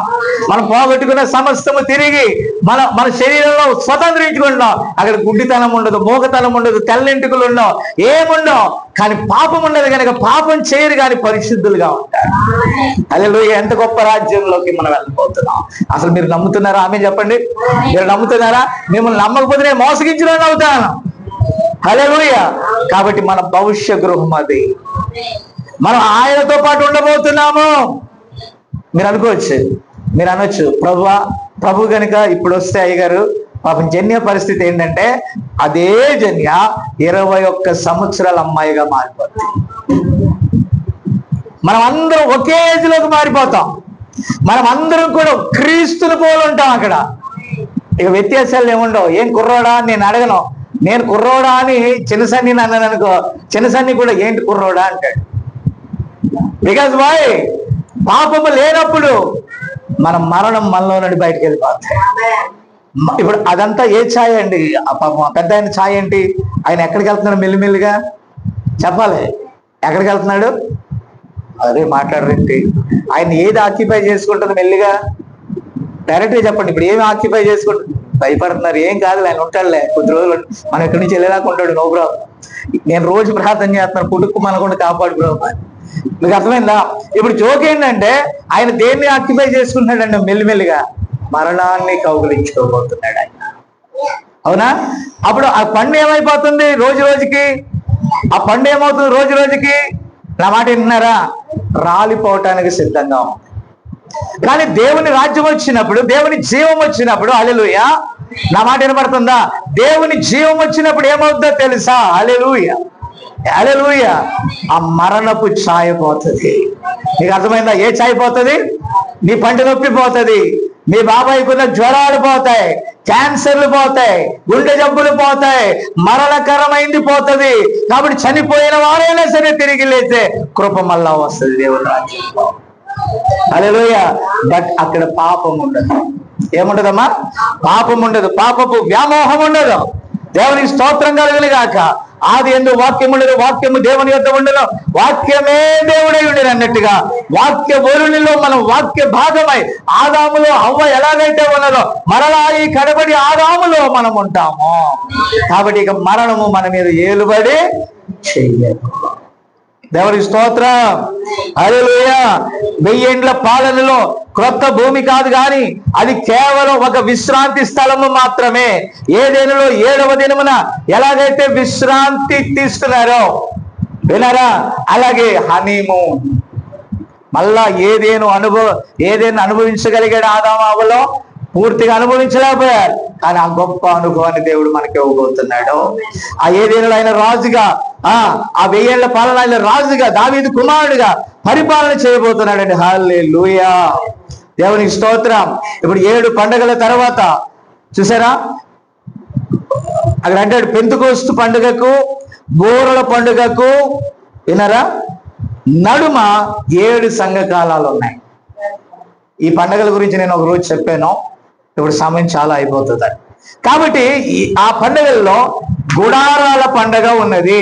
అంటే అది వధువు ఎత్తబట్టడానికి. మీరు విన్నారు, ప్రతి పండుగ కూడా ఒక క్రమంలో వెళ్తుంది. ఇప్పుడు 7 దినముల అనంతరము 8వ దినము వచ్చును. అనగా మరలా ఏ నిత్యత్వంలో నుండి మనం ఇక్కడికి వచ్చామో పర్ణశాల పండుగలోకి మరలా వెళ్ళి మన ఇళ్లలోకి మనం వెళ్ళిపోతాం. మనం ఈ భూమి మీదకి ఎక్కడి నుంచి వచ్చాం? ఇప్పుడు నువ్వు అంటావు, నేను ఎక్కడి నుంచి వచ్చాను అంటావు నువ్వు. ఆయన అంటే సమీర్ అంటది, పిచ్చదానా నాన్నని చెప్పు. ఆన్సర్ పక్కనే చెప్తుంది, నాన్న నాన్న నాన్న నాన్న. అవునయ్య గారు, మా నాన్నలోంచి వచ్చా. మీ నాన్న ఎక్కడి నుంచి వచ్చాడు? వాళ్ళ అయ్యలోంచి వచ్చాడు. వాళ్ళ అయ్యలోంచి వచ్చాడు. వాళ్ళ అయ్యలోంచి వచ్చాడు. ఊరు నాయన, ఈయన అన్ని అడిగేటట్టున్నాడు. ఇన్ని తరాలు నేనే చెప్పేది. చివరికి వచ్చేటప్పటికి ఆదామయ్య ఎక్కడి నుంచి వచ్చాడంటే అక్కడికి వెళ్తాం మనం. ఎక్కడికి వెళ్తాం? మళ్ళా తిరిగి బ్యాక్ పిచ్చే మూడు. అంటే మీరు ఎక్కడికి వెళ్ళిపోతారు? మళ్ళా మీరు ఏ ఇంటి నుండి వచ్చారో అలాగే మనం ఎక్కడి నుండి వచ్చామో మళ్ళా తిరిగి ఆ ఇంటికి వెళ్తాం మనం. అక్కడ ఈ దేహము చేత, రక్త మాంసముల దేహము చేత మన ఆత్మ కప్పబడి ఉంది. మీకు విషయం తెలుసు, మీరు ఎగరలేరు. ఎందుకు ఎగరలేరు? మీ దేహం చేత కప్పబడ్డారు.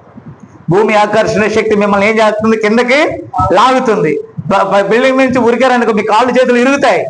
ఎందుకు ఇరుగుతాయి? దెబ్బ తగులుద్ది. కానీ మీలో ఆత్మ ఎగురుద్ది. ఈ దేన శరీరం మారుద్ది, మహిమగల శరీరముగా మారుద్ది. ఏదైనా తోటలో వారు కనురెప్ప పాటులో వారి మనసులో అనగానే అక్కడ ఉంటారు. ఆ స్థానాన్ని పోయి బందీ అయ్యా. మా ఇంట్లో ఒక చిన్న పక్షి పిల్ల ఉంది. ఆ పక్షి పిల్లని మా బుడ్డ పిల్ల ఆడుకుంటుంది. ఏ పిల్లతో? బర్డ్. ఆ బర్డ్ కాలుకి ఏం చేశారంటే మన వాళ్ళు తాడుకి ఏం చేశారు, తాడేసి కట్టారు. పాపం దాన్ని చూస్తే నాకు జాలి వస్తుంది. ఎండ ఎక్కువగా ఉన్నప్పుడు ఏసీలో పెడుతుంది బుడ్డమ్మాయి. మళ్ళీ అప్పుడప్పుడు సరదాగా బయటకు తిరుగుతానికి ఎండలోకి తీసుకెళ్తుంది. దానికి గింజలు వేస్తుంది. దానికి నీరు పట్టించిన అది ఎలా ఉందంట.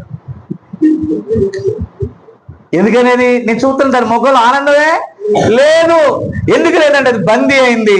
ఈరోజు మీరు ఎన్ని చేయండి, 10వ తరగతి పాస్ అయ్యేటప్పుడు అనుకుంటుంది అమ్ములు, స్వీట్ తినక్క 10వ తరగతి పాస్ అయ్యా, స్వీట్ తినక్క అనగానే మళ్ళా ఏమొచ్చేసింది, నిరుత్సాహం. మళ్ళీ ఇంటర్ చదివిన తర్వాత ఇంటర్ పాస్ అయ్యా అక్క, ఇంటర్ పాస్ అయినాక చాక్లెట్లు తిన్నాక, ఇప్పుడు చాక్లెట్ కదా 5 స్టార్ చాక్లెట్ తిన్నాక అని అంటది. ఇంటర్ అయిపోద్ది. ఇంటర్ అయిపోయిన తర్వాత డిగ్రీ అయిపోయిన తర్వాత ఉద్యోగం వస్తుంది. ఉద్యోగం అయిపోయిన తర్వాత రిటైర్ అయిపోతుంది. రిటైర్ అయిపోయిన తర్వాత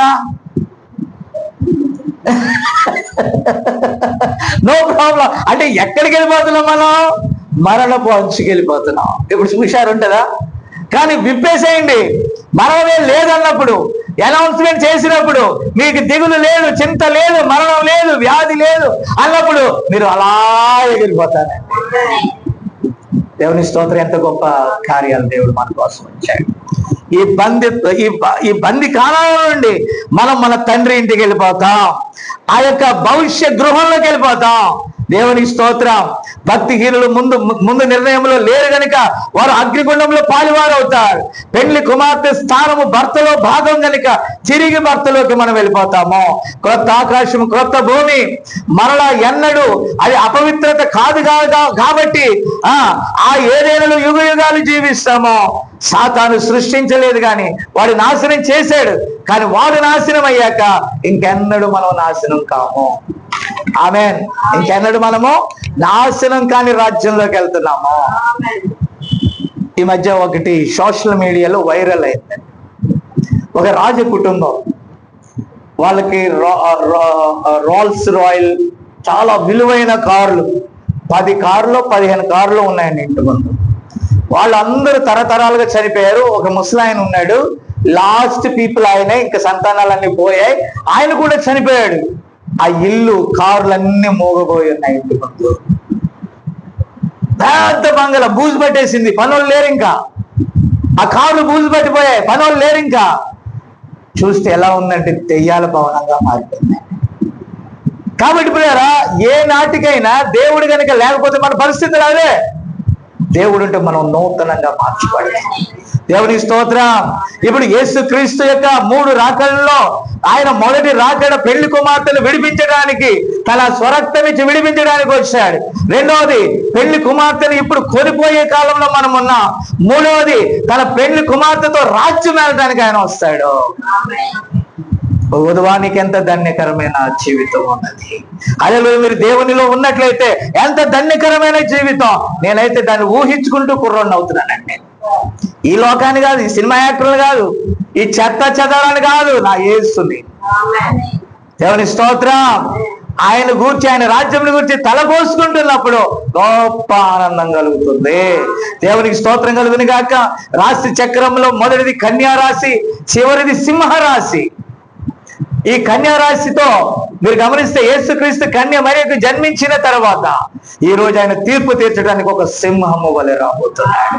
చూసారా, అవన్నీ ఆకాశము ఆయన మహిమను వివరిస్తుంది. ఆ రాశులు కూడా ఆయన గురించి తెలియజేస్తున్నాయి. ఎంత గొప్ప కృప ఇది. దేవుని స్తోత్రం. దేవుని పట్టణంలో ఆ బంగారు గృహములు ఉంటాయంట. మనలాంటి బంగారం కాదు, విశ్వాస గృహాలు. ఆమేన్. అక్కడ కూడా ఇప్పుడు మనం చూస్తే ఇలాంటి పార్కులు కాదు, కానీ పార్కులు ఉంటాయంట, తోటలు ఉంటాయంట, జీవనదులు ఉంటాయంట. ఆ సింహాసనం మధ్యలో ఉండి అవి పారుతా ఉంటాయంట. ఆవరణముల ఆవల ఈవల జీవ వృక్షాలు ఉంటాయంట.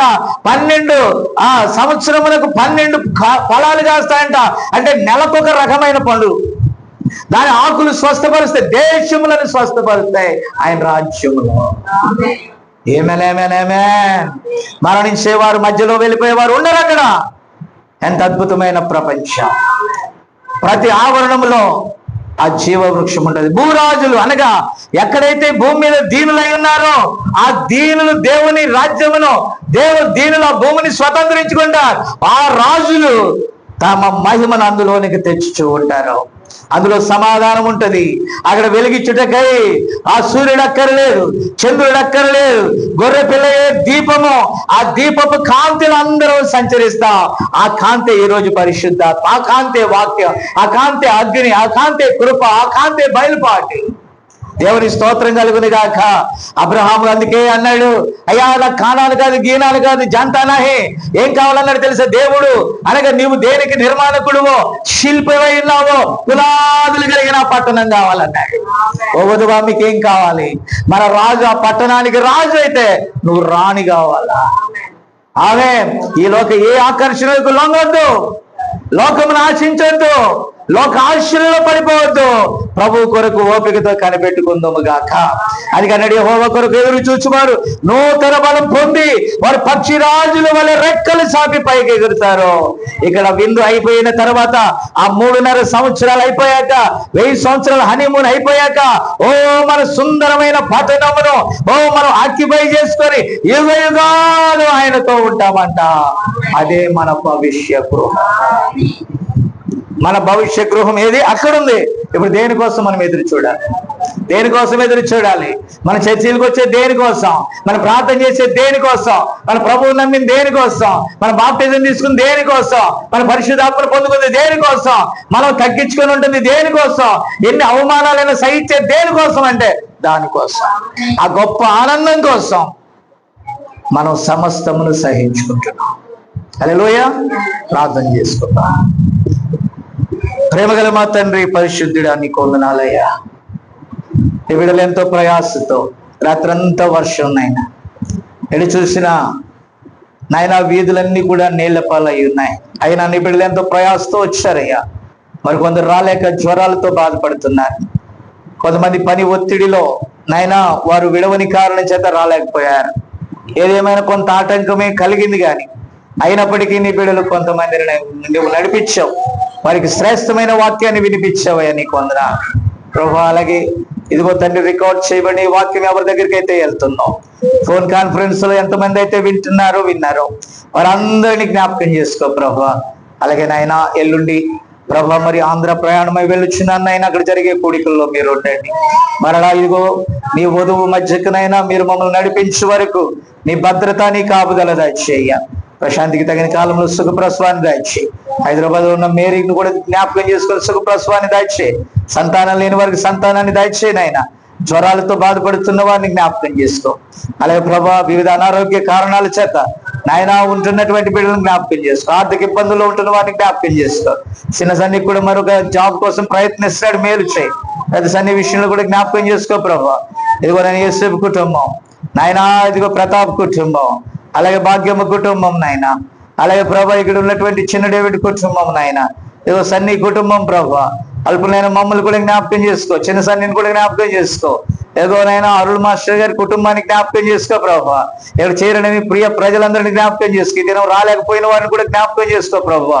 ఏదేమైనా ప్రభా ఇదిగో నీ సన్నిధిలో ఇంతవరకునైనా నీ కృపలో నీ వాక్యం అందు ఆనందించడానికి మీరు ఇచ్చిన కృపకై వందనాలు.